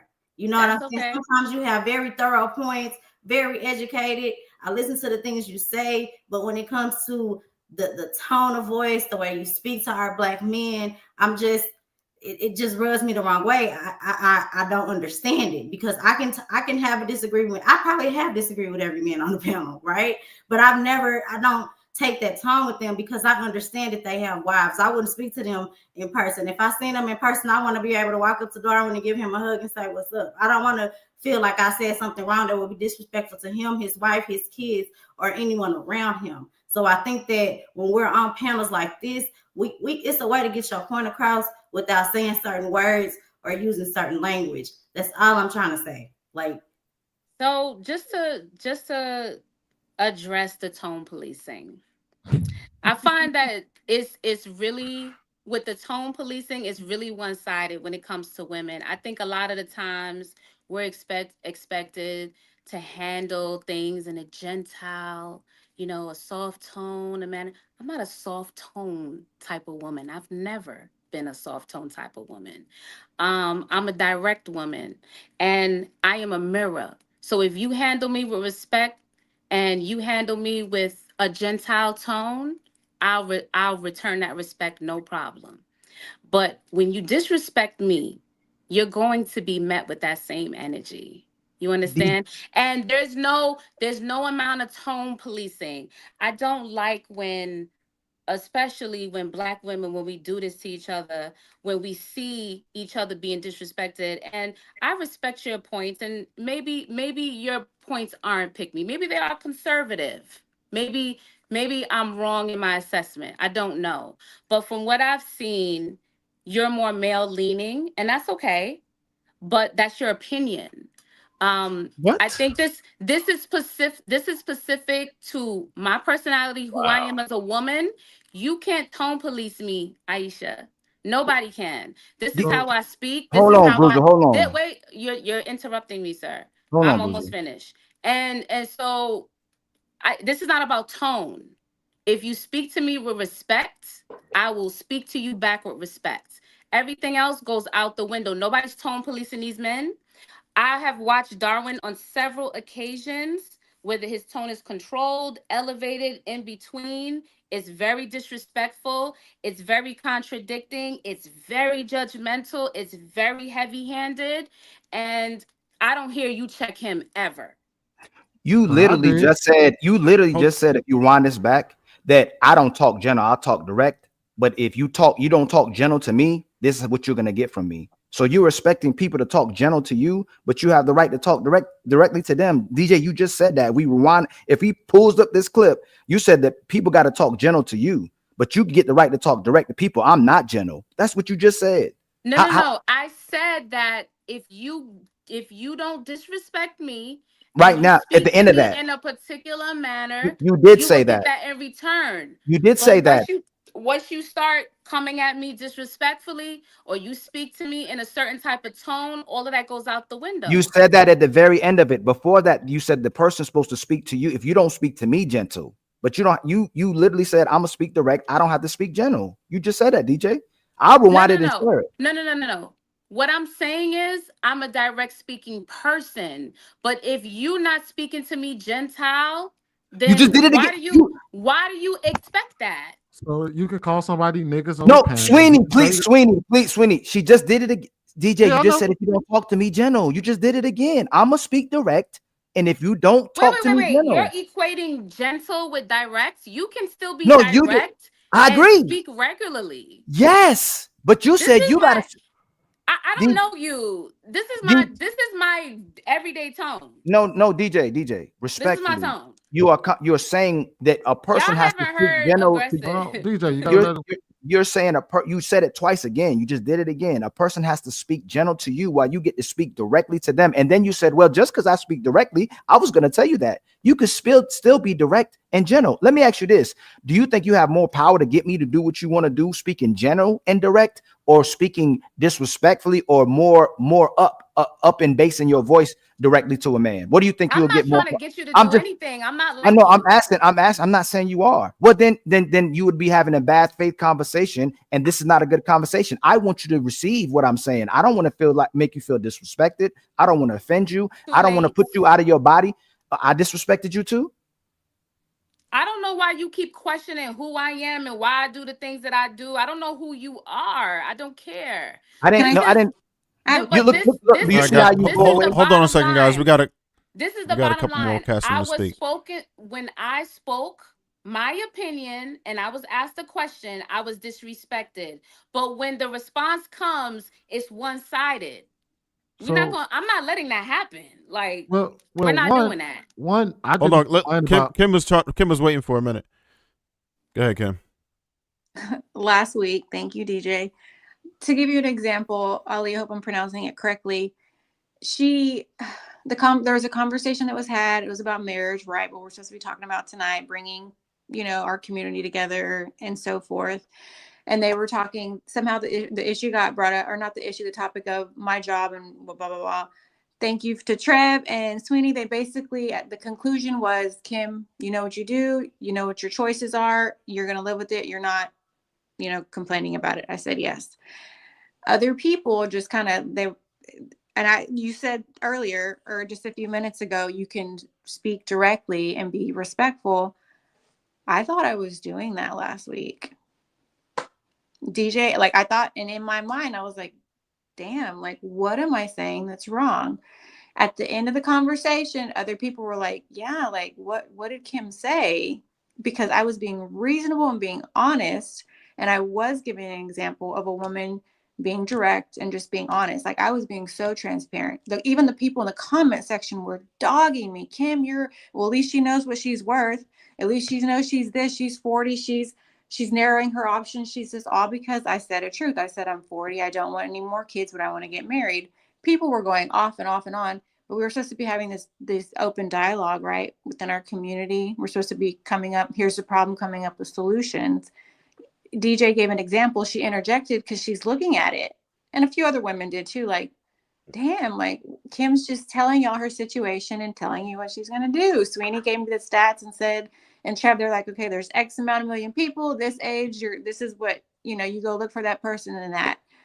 So she did, and she was met with, some, I don't even know the word, but Like Sweeney and Trev were being disrespectful? No, they agreed. They were saying, because the conversation was going too long, and basically Trev and Sweeney just came in and said, look, Kim knows what this is, she knows the consequences, but DJ came in, and I think maybe it's misunderstood. Because you could see it, and what she's saying is, like, our personalities are different, but I was being respectful, and I was still met with a lot of pushback, even because you said you can be direct and still be respectful. I did that last week, and I was. But you can give pushback and not be disrespectful either. So if I disagree with you, no, I'm saying if somebody was pushing back and they weren't being disrespectful, so these conversations aren't necessarily supposed to always agree. We can disagree. So I will push back. If I disagree with what you say, I could push back. But if I'm doing disrespectfully is the issue. But if I'm not doing in disrespect, then that should be fair. That should be a valid statement and received in a well manner. But if someone wants to be offended is another thing too. But if someone disrespected you, is every right to be called out as well too. But I think as men and women, we have to be more accountable about when we see disrespect, and we all call it out in the same manner. If Aisha gets disrespected, the men and women should say something. Or if I get disrespected, the men and women should say something. And what we typically see is the brothers will speak out for both, but a lot of sisters will sit back when a sister's being disrespectful and not say anything. That's what typically happens. And that's why brothers get a certain type of way typically when we have these conversations as well too. But can you concede to that point that a lot of times sisters will sit back? Because I think your nature is the man supposed to handle it anyway. But the problem is when you're dealing with a lot of women who are not being cooperative and disrespectful, the man can't even get the women to listen. But the women in our community can get the women to listen. Let me interrupt real quick. You can't. I'm not DJ. I'm not talking about you specifically. I'm just saying. Go ahead, Kim. I think we could agree. Everybody on this panel probably has to talk to everybody maybe a certain kind of way. I mean, y'all have known each other longer. From what it seems like, DJ's just very strong-willed and strong-minded, and she's going to believe what she's convicted, just like other people are to their opinion. I think the difference, you're right, maybe is the tone, but we're not going to agree. We're not. I think she's smart. She seems like she's a smart person. She does have a strong personality, but it's the times when she was being disrespectful. If she's calling in PTSD or she's cutting people off, that you have to acknowledge that. It's another thing if she interjects too. That's fine with that too. But it's when you're cutting off someone when they're speaking, especially if you don't want to be been called feminist like that. You've been talking a lot. I didn't see. Kim, now you're gonna address that. I didn't call her. I didn't do that. I've been called bitter. I've been called a baby. I've been called all of the things. You've been looking at the chat. So we not right. Nobody on this panel say any of that about you. We're not going to violin this out because the bottom line is disrespect is not one-sided, and you don't get to tell people how they respond to your disrespect. DJ, nobody is talking about you. And just like y'all are strongly convicted, there are also women that are strongly convicted about their belief system. That's all. I had a question for Kim. I just had a question for Kim real quick. So Kim, the question now is, do you feel like you were disrespected on the panel last week? Just by one person, and I was trying to figure out what I said or did. I was like, damn, Well, who disrespected you? You were heavily convicted about it. Other people picked up on it. Who disrespected you? Did he disrespect you, Kim? Honestly, was he I felt passionate about it? He was very. Did I disrespect you or did I disagree with you? Because it came down to work. One of the topics was, and I don't want to talk about it anymore, is about worth. And basically it was alluded to, well, you're diminishing your worth. I'm like, oh, because I didn't want to have, I didn't use those words. The question was about prioritizing career and family. And the only thing I said, and I concluded, was that as long as you're okay with outcomes, and the fact that you're limiting your options is cool. The only way it's a problem is if you complain about it. And I think 2 other people doubled down on or tripled down on what I said. They just said we outcomes, and I was not bitter at all. And I said I was. Right. And I let them have it. After they talked about it, I was done with it. I think the last person that spoke on it was M. White. And I think that's when Sweeney said, hey, look, okay, why are y'all trying to get her to have kids? Because I looked at the clip today, and M. White was only arguing that if it's he firmly believes, because I actually summoned his point, because I steal a lot of these guys' points. We're like kings, I use a lot of their talking points. And the talking point I love to use that Marcus used is the fact that it depends on who's asking. If it's that ideal dream guy, then a lot of these women will yield, and we see it time and time happen. We're not basing it off specifically you. I think M. White was just speaking from his experience in dealing with couples in these instances. So it was no disrespect to you. We were just clarifying that, and I think that's the reason why he lined up those questions. But Ali, and I'll let you respond. But Ali, I got a question for you. What if I told you that I challenged a woman who was married on the panel, getting ready to go out on a date with another man, and she ain't even divorced yet? I challenged her on her trying to quote the Bible and deviating at the same time. Guess what happened? Everybody came to check me and hold me accountable for checking her. Which is crazy when I'm actually doing the right thing. So I was kind of shocked on that. Like, it's almost like even if you speak from integrity, you can't. You get what I'm saying? If you actually go and do the work and make sure your background is filled with what you speak from and try to live right, it doesn't matter. You have a woman on a panel that's married, about to go bust it open for another man and commit adultery in real time, quoting scriptures and telling me that I don't know what I'm talking about. She's not even here. And you're still disrespecting her. Darwin, when you say everybody, what does that mean? Well, not what I didn't say everybody. It was just you did say everybody. You said everybody. You said everybody. I take that back. So I almost thought everybody got on you. I was like, dang, Sweeney. A few of the women charged up against me to challenge me. I think I did say something to him about it. I think I did say something to Bruiser when he said something about her being a heathen, and people was like, hey, why would you call her a heathen and stuff like that? And I did say, like, well, saying that she a heathen is, well, no, actually, I didn't say that. It's because if you reversed it, the women would have went off on the person. If I was a man and I was talking about going on a date with a woman and the women knew I was married, I would have caught hell. That's why you probably said it. So, but when it's the other way, a lot of times the sisters are doing what's in their best interest. They doing their self-love. They doing what makes them happy. And this guy was wasting their energy and time. So it's like a lot of times where the community, we want to be responsible and more supportive of the women, but it's the man, treat him whatever. Like if women cheat on a man, typically we can still find a way to blame it on the man. He wasn't man enough. But if the man cheats on a woman, puts his hand on a woman, abusive towards a woman, we hold that man accountable like we're supposed to do. But there's no accountability to a lot of the sisters to when they're doing something or performing certain type of behaviors towards the brothers. And that's what we see on the panels. They'll justify that and go, it's because he didn't vet. He didn't see the red flags. She didn't love and respect them. All kind of different things, all kind of different answers for why the woman had the right to disrespect that guy versus saying, you know what, sister, you should not go on that date. You should still respect your vows and make sure you're divorced before you go on any date with any man, because that's what that brother should do as well too. That's what we should do in the community. We shouldn't promote that. The only thing I said was she quoted a scripture. Well, she didn't even quote a damn scripture, and I said that's not even the Bible. She said that when God made Adam was intentionally supposed to be single and be alone and have a journey. And I said, that's wrong. I said, you quoting from the book of Jezebel. And she tried to say I called her a Jezebel. I said, no, you're reading from the book of Jezebel. I didn't call you a Jezebel. And I told her the correct thing was God saw that it was not good for Adam to be alone. That's why he brought him to help me, Eve.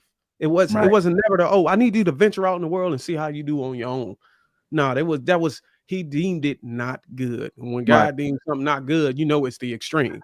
Not only that, the guy that's going out on a date with you perceives that as well too, and he's entertaining you while he goes, man, I know she do that to me too, but I'ma still entertain this. Maybe I'll get this tonight. That's I don't why have to have no commitment to her. Because if Kim, if I was taking you on a dinner, we were going to dinner, and while I'm talking, I go, hey, I'm married too, though. I'm just letting you know right now, but I don't really love her like that. You know what I'm saying? I'm really about you. You know, you the one. Would you think I'm doing the right thing? No. Would you think I'm running game? Absolutely. That's what it be. Here was the key though. Here was the key thing. When she made a statement saying she finna go outside or she finna go be with somebody else or whatever, I said that's why I do what I do and I talk to the men to keep these men from messing with women who are in the separation process, because 50% of couples come back from separation and they able to reconcile, but it drops from 50 to 0% when a man is involved with a woman. Right. So I tell men not to be involved. And then I think we had a King Talk situation where it's on his love and marriage Huntsville thing. Yeah. Whereas a dude named Ken is involved with a woman named Trisha, who's currently in a separation. Right now, come to find out, she was lying. She lied to Ken on the last episode, saying that she actually divorced her husband. Her husband crying tears at the dinner table, watching his wife walk away with another man. And I said, we as men, we can't get women to do the right thing, but we can at least tell each other to stay away from these women, hands off. And if she really loving y'all really for each other, after the end, when the divorce is final, y'all can come together. But until that process is over with, it's a delicate situation at that point. You need to be hands off. And when I made that statement, it just blew up. And I would add that I did say something to Bruiser about it on the show, but man, Bruiser talked later on, and I told him, I said, man, I overreacted to something that he said because I thought he said something else. But he was knowing that we had that conversation about that man who was trying to mess with a married woman, and knowing we had a 4-hour-long discussion about it, I knew exactly where Bruiser was coming from when he told her that what she was doing is wrong. Because and she was trying to tell him that he wasn't living in accordance to, you know what I mean, how he wasn't living right or he wasn't acting right. I'm like, no, Bruiser truly believes what he's saying when he's saying that you, a married woman, should not be out here dating other men because you're still married. I don't care that you're separated. You're still married. But when and when he said that she was reading from the book of Jezebel, I thought, me, like a few other people, thought we heard him call her Jezebel. When you go back and you watch it, and he says you're reading from the book of Jezebel, that's not him insulting her and calling her a Jezebel. When he said that, when he said you heathens, we hear him call people heifers all the time, and he's speaking in general, just talking about women in general who act like heifers. But when Bruiser said you heathens, we did hold him accountable and say, man, you called her, the women was like, you called her a heathen?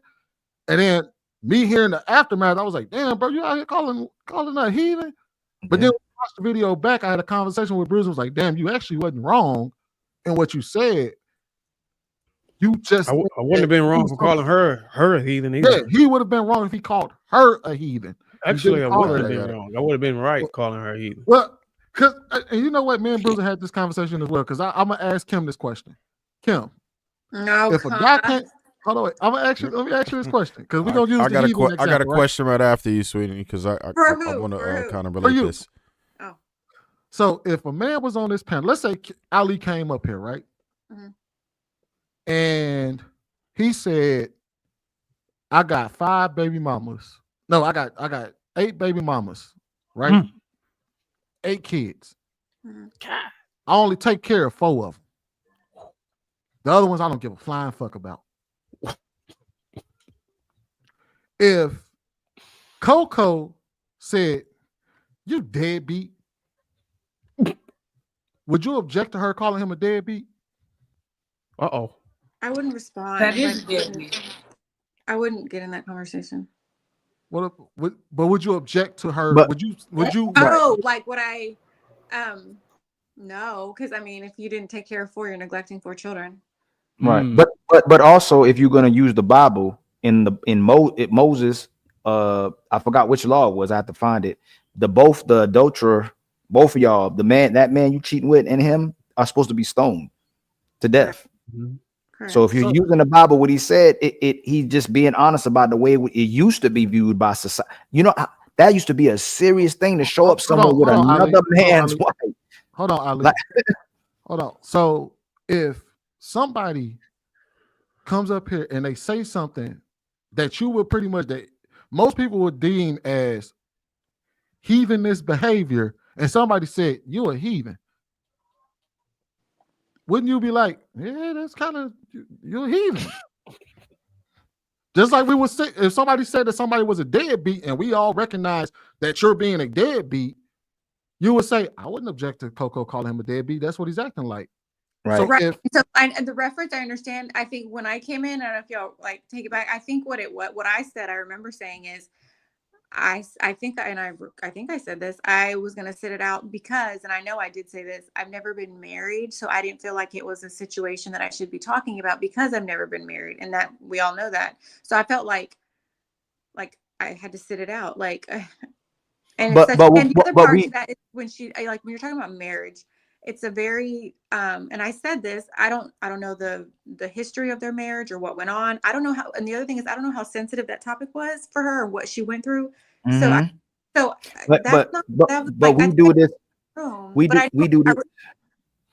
We do these panels all the time.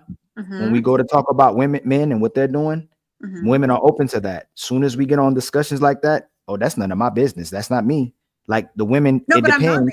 So no. But women don't want to speak on other women in case they do the same thing that other women do. But when we speak on the brothers, they'll be open to speak about it. But brothers will be open to speak about anybody who's doing negative in the community, whether it's men and women. And I ask you, just take notes of it. When you go on different panels and we go to start dissecting what sisters are doing, the women will be like, oh, that's none of my business. I don't want to talk about that. We don't know what she's going through. And this is what I mean by men. The man's mental health doesn't matter. And if you even ask the community right now, there's no excuse that any of us can make for why we're not a man. The excuses are limitless for women for why they're not coming as a woman. What is the sister's responsibility in our community that they would get shamed for not committing to in our community? What's one responsibility that would not be tied right back to the man? Well, we are being chosen. I believe we are being held accountable. You know how?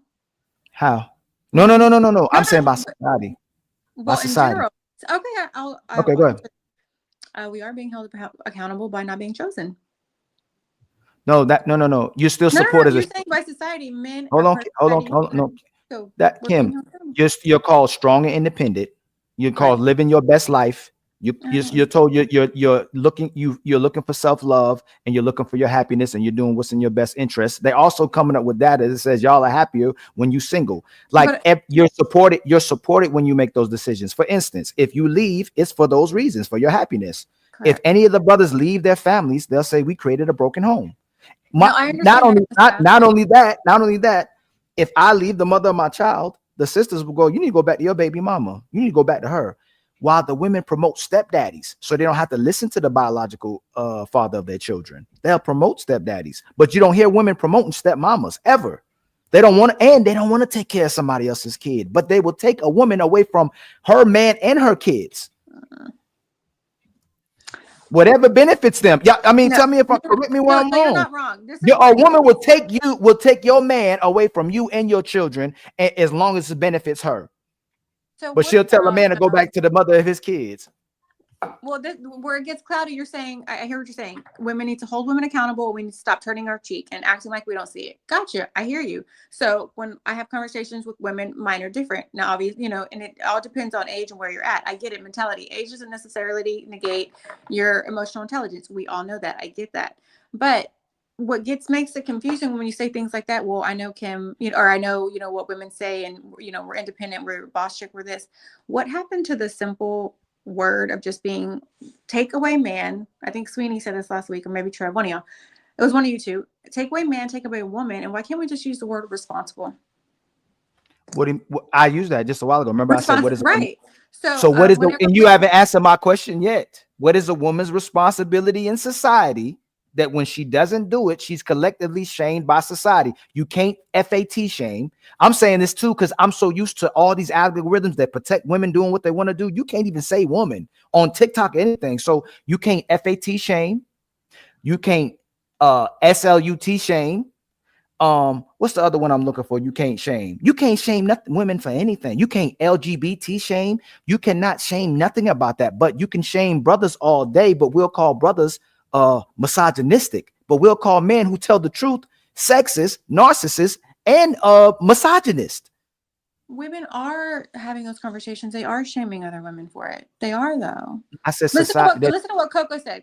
Nobody on this panel got DJ when she called me a misogynist. Coco said earlier, she said, I do You not are believe a in having. misogynist, a flaming one.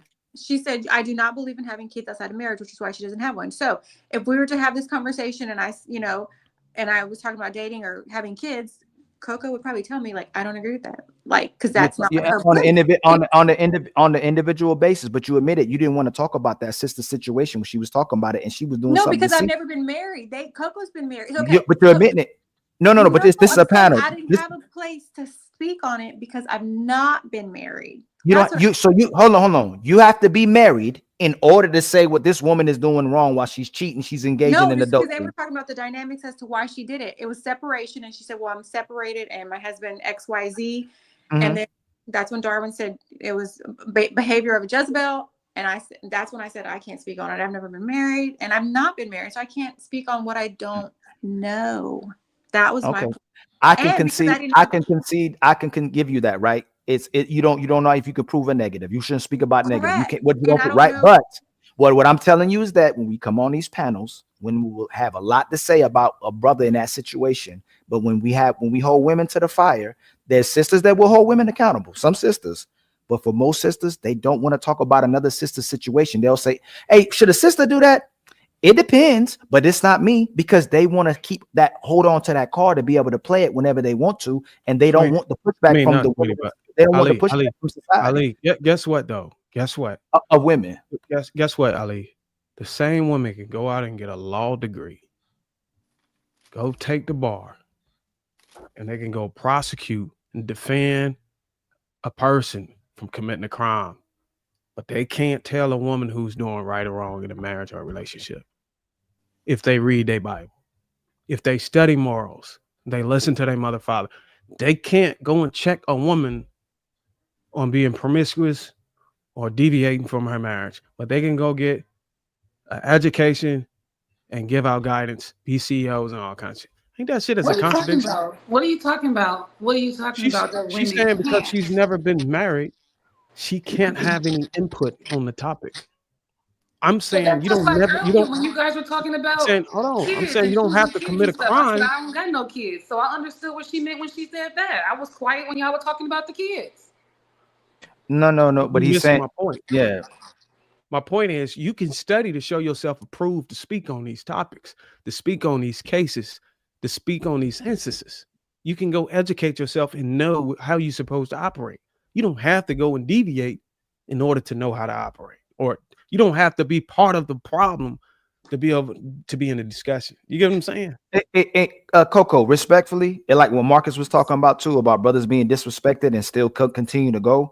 The way men code switch in public is ridiculous. Like it's in black men too. When we're in public, black men code switch for black women all day long. They're afraid to tell black women the truth. It would drive one thing I'm gonna tell you for sure. If you tell a black woman the truth, you're gonna set her in rage. If you lie to her, you can get in her bedroom. It's the quickest way to get in her bedroom. And most brothers know it. And if they try to tell her the truth, she's gonna force you to lie to her. Even if you don't want to lie to her, she wants to hear the lie.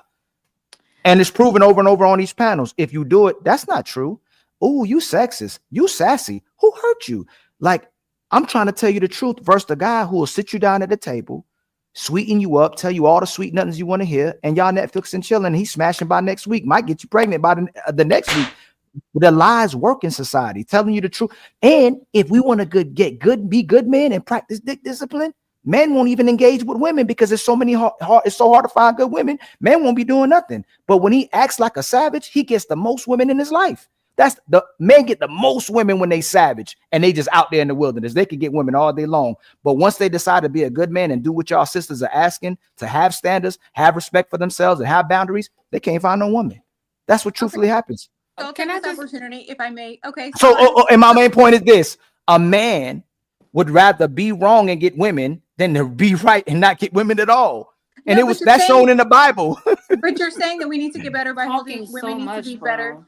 by holding each other accountable. So I'll ask, Disrespect, is that disrespectful? No, did you hear that? You hear that? That's what I'm saying, DJ. And I haven't disrespect DJ. You're talking so much, bro. Like that's what she just said. Yeah, I thought I was muted because You weren't you're muted, sister. talking a lot and I know. you're not allowing for anyone to interject or add on. You're talking and talking and talking, but when women do it, you have to chime in. You've been talking for most of this last hour. Does anybody on the panel feel like they can disrespectful. interject? Does anybody on this panel outside of DJ who keeps making these statements that she only believes in, do any of y'all feel like y'all can't interject when I speak? Yep. No, do you feel like that? Oh, yeah, Okay. we've been able to interject Okay. several times. So Coco, can you do you Kim think has you spoken? Aisha has spoken. Coco Coco, has do you think spoken. Coco, do you honestly, Coco, do you hold on, DJ, please? Because I didn't interrupt you. Coco, do you feel like you can interject when I'm speaking? Honestly, I haven't spoken for you to interrupt me. You've been speaking for like I'm speaking 30 to Coco. minutes, bro. I'm respectfully, I'm speaking to Coco. Coco, do you feel like you can't interject when I speak? That if you speak out, right, Coco, be quiet. Well, I'm not a big fan of jumping in and cutting off men. However, you're direct just like DJ is direct. And I like that about y'all. So when someone's direct, they get my attention, I let them talk. So do you feel like do you feel like you can't talk if I'm talking? Do you feel like I would stop you from talking? No, but when someone, I know what DJ is saying because I was making a point, and before I was gonna follow up with it, sometimes you have a follow up. Before I could follow up, you jumped in. Coco, she can't even say I thought I was on mute and I disrespected you in my mind or out my mouth while I was on mute, but she just said she wasn't on mute. She said, "Oh, I thought I was on mute." She can't even say, "Oh, my bad." Not letting anyone get a word in edgewise is what I'm saying. Go ahead, DJ. Say something that's gonna help all of us. Go ahead, DJ. You getting far. You getting somewhere. At least she pleading with you, so at least you getting somewhere. I think the difference is but the community wants to hear men. Y'all got it. The difference is, Coco. No, because we got to hammer this home. Coco, the difference was if you couldn't get a word in edgewise, right? If you felt like, you know what I mean, you like to hear him talk or whatever, would you then come out and say, "Damn, you talk too damn much"?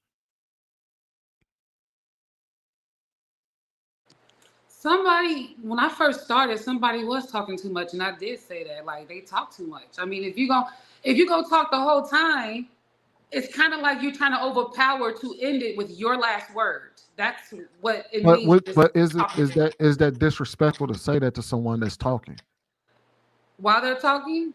Yes. Well, yeah. If that's how it, yeah.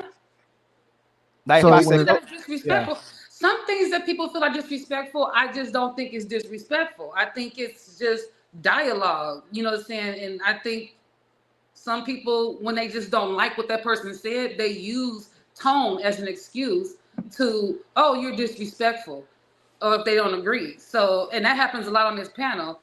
When someone calls someone disrespectful, in my mind, I'm thinking like, oh, that she definitely landed on that one. But then someone else felt like that was talking about. But Coco, we talking about right what just happened. We ain't talking about those instances. If I said, Coco, damn, you talking too much.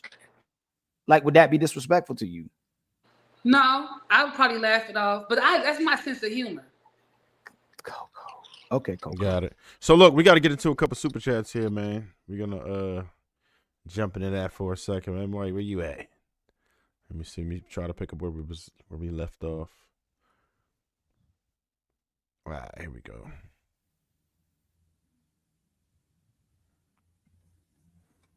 AP accountability partner with the team. Darwin, quit using big words when you're talking to DJ. She struggles a little with comprehension. Kim, I wasn't trying to disrespect earlier. I was joking. Thought you made a good point. Damn. Sorry, DJ. Brian VA 757 with the $5.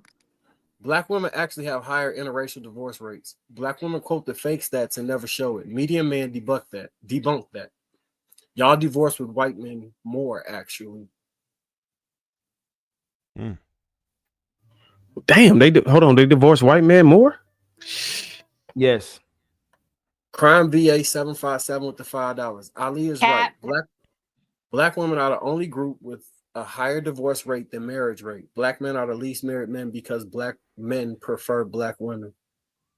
Now y'all know why black men are marrying least because they actually want their women, but They really do. Can't get their women. They just regular just get passports.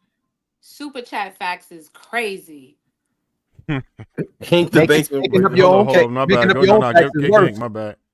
Go ahead, my Hank bad. the Almost. basement, $5. I'm listening to DJ, and I understand why you're. Oh shit! Don't read that one. Damn, Hank. Hank, I watched your wife adamantly disagree with you in a live. Your wife is probably the most miserable woman on the planet. Whoa, Nigga, you need to open those toys and play with them because clearly Yo, you playing don't come for the yourself. man wife. No. If you talk about me, I'm gonna talk about your wife. You can No, send her hold my on. way. We're not gonna talk about the man wife. You can Hold on. Any guy that I talk to on this panel, you can send your wife. My IG is at DJ So Lovely. Let's be clear. Don't disrespect me you because don't want those any problems, guy, no. I want all the smoke. Any guy that disrespects me, I will disrespect you. I get it. That's not what you said earlier. You said you said you're a mirror. Specifically, if you are in a chat and I'm not disrespecting you, I'm not only gonna disrespect you, I'm gonna disrespect your wife. And you can send her my way. Now you clear that up. Yeah. I've never understood that. Don't disrespect me unsolicited, nigga. Like I didn't call for you. I didn't send for you. That wasn't shots fired. That was shots fired. Yeah, but I've never understood. Marcus, you read that one? No, Prime VA 757 with the fin. It's him paying to talk to me, which is crazy, Hank. Keep sending that money. Keep sending that coin. She is off. Black men interracial marriages rates increased 6% in the last 4 years, and we do better with them than black women. Medium man showed the new data. I wish he would send that old lady to my DM. Mr. Travolta with the 50 pimp dollars. Don't let a man you're not married to nutting you with his pimp dollars. The AP accountability partner with the $5. Disregard my last super chat. Thanks for messing up my point. DJ, damn. Molly Mall with the $4.99. The truth is that 2 out of 3 kids are born out of wedlock in our community because black women are given losers babies and they can't help themselves. Mills 36 with the $2. Keep DJ permanent on this panel. She is hilarious. Laughing emoji. He might have a simp. Who was that, Marcus? Don't hate. Was that Don't Marcus? hate, Darwin. Was that Marcus? Go back to the last one. That's too far, man. We gone. We ain't going back. How would you? Marcus next No, one. not you. It's the dude who just commented named Marcus or something like that.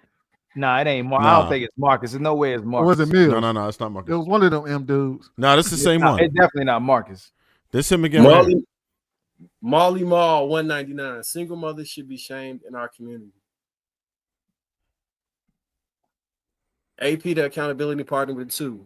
Oh yeah, at DJ Your Mama laugh tongue out. Damn. The AP accountability partner with 20. So the men, quit giving props for busting down. To the men, quit giving props for the busting down chicks. That makes you an enabler of poor decisions. Instead, teach and promote only positive interactions with women. Be an advocate for the change you want to see. That's a good point. No, go ahead, y'all. You find an issue with that? No, it's the consequences for how women are moving. Like that's what if brothers can't find marriage with women, they gotta connect with them. I'm pretty sure he put that down when we were talking about what men could do better. Be monks? That's not even our biological impaired. Well, I think what he's saying is if we gonna call out promiscuity and high body counts and all that stuff, just don't be the man on the other end thrusting your pipe into them. That's I think what he's saying. The AP accountability partner with the 10, Aisha. Kim said no, and Shan's busy. What does your schedule look like? And I only want you to be yourself. Wink, wink. Great point, sis. Real, real. Now, how he good. gonna say that and then leave with that chat after saying, "Don't be busting down." Now I'm on Ali's side. Prophecy to say. All of y'all, all of us respectfully met our women like that. We were the men who were getting women. We were getting our women. Tell me I'm lying. Tell me I'm lying. Tell me I'm lying. Trev, No. Marcus, all of us met our women that way. Okay, all right, except for Bruce. Hold on, wait. You said met our women like what way? Smashing. You were smashing. You found this woman, go, oh man, she's wifeable. That's how men. That's how. No, I knew I wanted to marry my woman when I first saw her. I just said that. No, Bruiser, listen again. You were smashing, and then you met the woman. Smashing. Oh, and I think I want to marry her. No. I said smashing. What he's saying is you meet a woman, like woman after woman after woman, and then you run into one that just catch you. It's how bad the market is, because if the market was better, you couldn't smash. She might have been the right one the first one, but this is how men find their women. Most men can't get it. So if you getting it, you a certain type of man. I get you speaking in general that most men keep going there, Mike. Yeah, so we talking. It's cap. That super chat is cap. Prophecy to Savior with the 10. Crimson Cure and Danica Marie, dope discussion, should be invited to the panels. They bring the right energy and maturity to the conversation, which is needed. I hope it happens soon. I don't think Crimson Cure should be on a panel. I think I actually heard her content. She doesn't need to be in no debate with especially no women. It's not gonna look good. Why you saying that? AP accountability partner with the 5. What the fuck did I just agree with, DJ? Yep, the world's ending soon. Stick to your standards and keep your legs closed. I actually agree. No, what I was gonna say about Crimson Cure is if she gets on one of these panels and let's say she try to hold a woman accountable, she's gonna get pushed back. It's not really gonna look good. You know what I'm saying? A woman who's speaking from integrity, doing the right things, and still get pushed back. You don't want to expose these type. You want to protect these women. You know what I'm saying? And just give them their own isolation and speak to women, not put them in debates. Mr. Travolta with another $50 pimp dollars. 100% no way DJ has a man. She listens to nothing.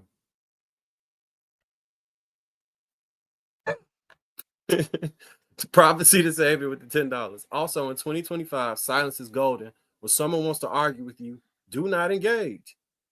They won't bring you down to their ignorance as soon as someone says something ignorant. Just disregard and do not entertain. I think that's actually great advice. Big Ant 11, $10. When it comes to DJ and Coco, I'm reminded of the powerful words of the late, great Bernie Mac. You ain't worth 2 dead flies on some ass. I'm alive though. I say Tanisha with the $2. Coco, you better say that's funny. You say you take it as a joke. You say you take it as a joke. You know what? I am. And I'm going to stay on camera and smoke to that because I was going to say something. And Tanisha with the super chat. I don't know how she pronounced the first name. I'm just going to assume it's I say.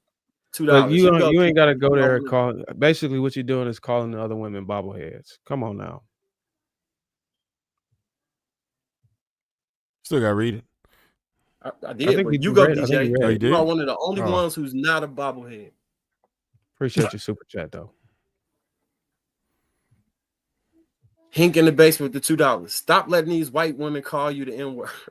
Exactly. I had to figure that out. I'm like, bro, a lot of these people that ain't even ADOS be using the N-word. Said the other like. Well, that's not disrespectful to call DJ a white woman when she clearly said what her nationality was. Wait. Says the other. Coco, what's happening to the jokes? She said it was jokes. Coco, see what I mean? What I told you. Now you look. That's twice you felt like she was disrespected, but me, it was just a joke. Look, Prophecy to Savior with the 10 again. Someone tries. Look, King, go fuck your wife. It's 124, sweetheart. Go and put her legs behind her ears. Why are you worried about what DJ So Lovely is doing, baby? You doing it wrong. Put on some DJ, how you get your name? Romance your wife. Why are you so caught up on DJ So Lovely? How did she get all that hair from last week? I wonder how DJ got that name. Oh, my bad. I thought I was on mute. Prophecy to Savior with the $10. I'll tell you the story since you're so fascinated with me. Again, I repeat, once someone tries to disrespect you, call you out your name, do not entertain them. Do not entertain them. Do not respond to them. They live in chaos and thrive in it. So do not give them this. Do not give it to them. Give them silence. When they go low, I go to hell. No, I'm gonna have to agree with I'm gonna have to agree with DJ on that, man. Shit got to be addressed. You ain't about to disrespect me and then not be addressed. That ain't how that shit works.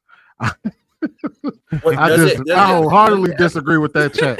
Does it ever end with somebody saying, "You know what, you're right. You gave me a great point," and then they stop, or do it just keep escalating until y'all figure out who gonna drop the nuke? I don't think disagreeing with someone is disrespect, or saying that somebody said something wrong is disrespect. But if you call somebody out their name and then you tell that person, "Hey, you shouldn't respond to me calling you out your name. You should be able to rise above that." That's why I'm like, hell no. Nah, you don't believe in turning the other cheek, Sweeney? Nah, I do not. So you can turn the other. I subscribe to Malcolm X, not Martin, but to each his own. Speaking of turning the other cheek, BZ, formerly baby daddy, member for 32 months, man, didn't even get to see Shan do a 360 before the night ended. You literally asked for her to turn the other cheek. Prophecy to Savior at $5. DJ, Marsha. So DJ, what disrespectful thing did Aisha say for you to call her a pick-me and you cutting her off and disregarding her? She just is sorry. Look, I apologize. With the man. That's all she I did. apologize on behalf of DJ for you, Aisha. I know she's not gonna do it, but I apologize. I like Aisha, but she give a little pick-me vibe. It is what it is. Here you go again. Come Mr. on. Travolta with 125 pimp dollars. What loser nutted in DJ and gave her a kid? He obviously not with her anymore. No accountability. Doesn't listen. Always someone else's fault. Oh, my son is amazing. Shouts out to that. Come on, bro. Don't do that.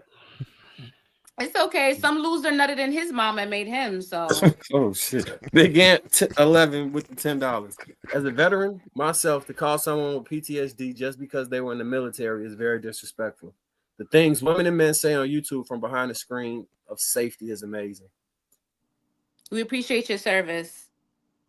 It's Sage $5. Red flags written all over her. Take notes, guys. Let her DJ talk and find out how she operates in life with people. Not that she can change, but prophecy to save her with the 10. So Darwin, you got the answer to why you don't see women guiding or holding other women accountable. It's impossible. The convo will never advance. Invite people who want to come to an understanding. Appreciate that. You save it. We kind of AP, the accountability partner with the $2. Darwin, you troll her for 26 minutes. Absolutely. I'm trying to get to 30 minutes next time. He formerly baby's daddy with the $5. Seems like everyone in their feelings tonight. Tell HR to pass out the hurt feelings report at Lapeef. They still do that. They still do hurt feelings. Lapeef. Yeah. These reports are going in. I've been documenting, so just in case you know. Mr. Travolta with 125 pimp dollars. DJ, when you're alone at 60 years old, know it's your behavior, not everyone else's fault. Can you name one flaw you have since you seem to be perfect? Yeah, reading that fucking super chat, nigga. That's my only flaw in life. How you gonna say that somebody who sent $125? They pimp dollars. Listen, you gotta pay to talk about So Lovely. So Lovely's the earner. Let's talk. Hink the basement with the $2. Heifer's lives matter. Who do y'all think he's referring to? Nigga, go fuck your wife.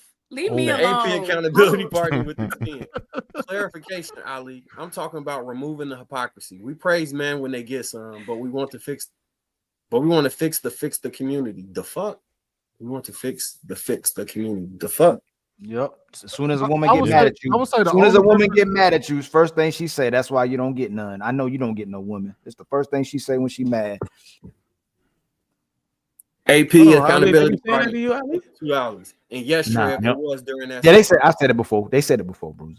Right. So it hurt. Applicable. And I would say for anyone who misunderstood.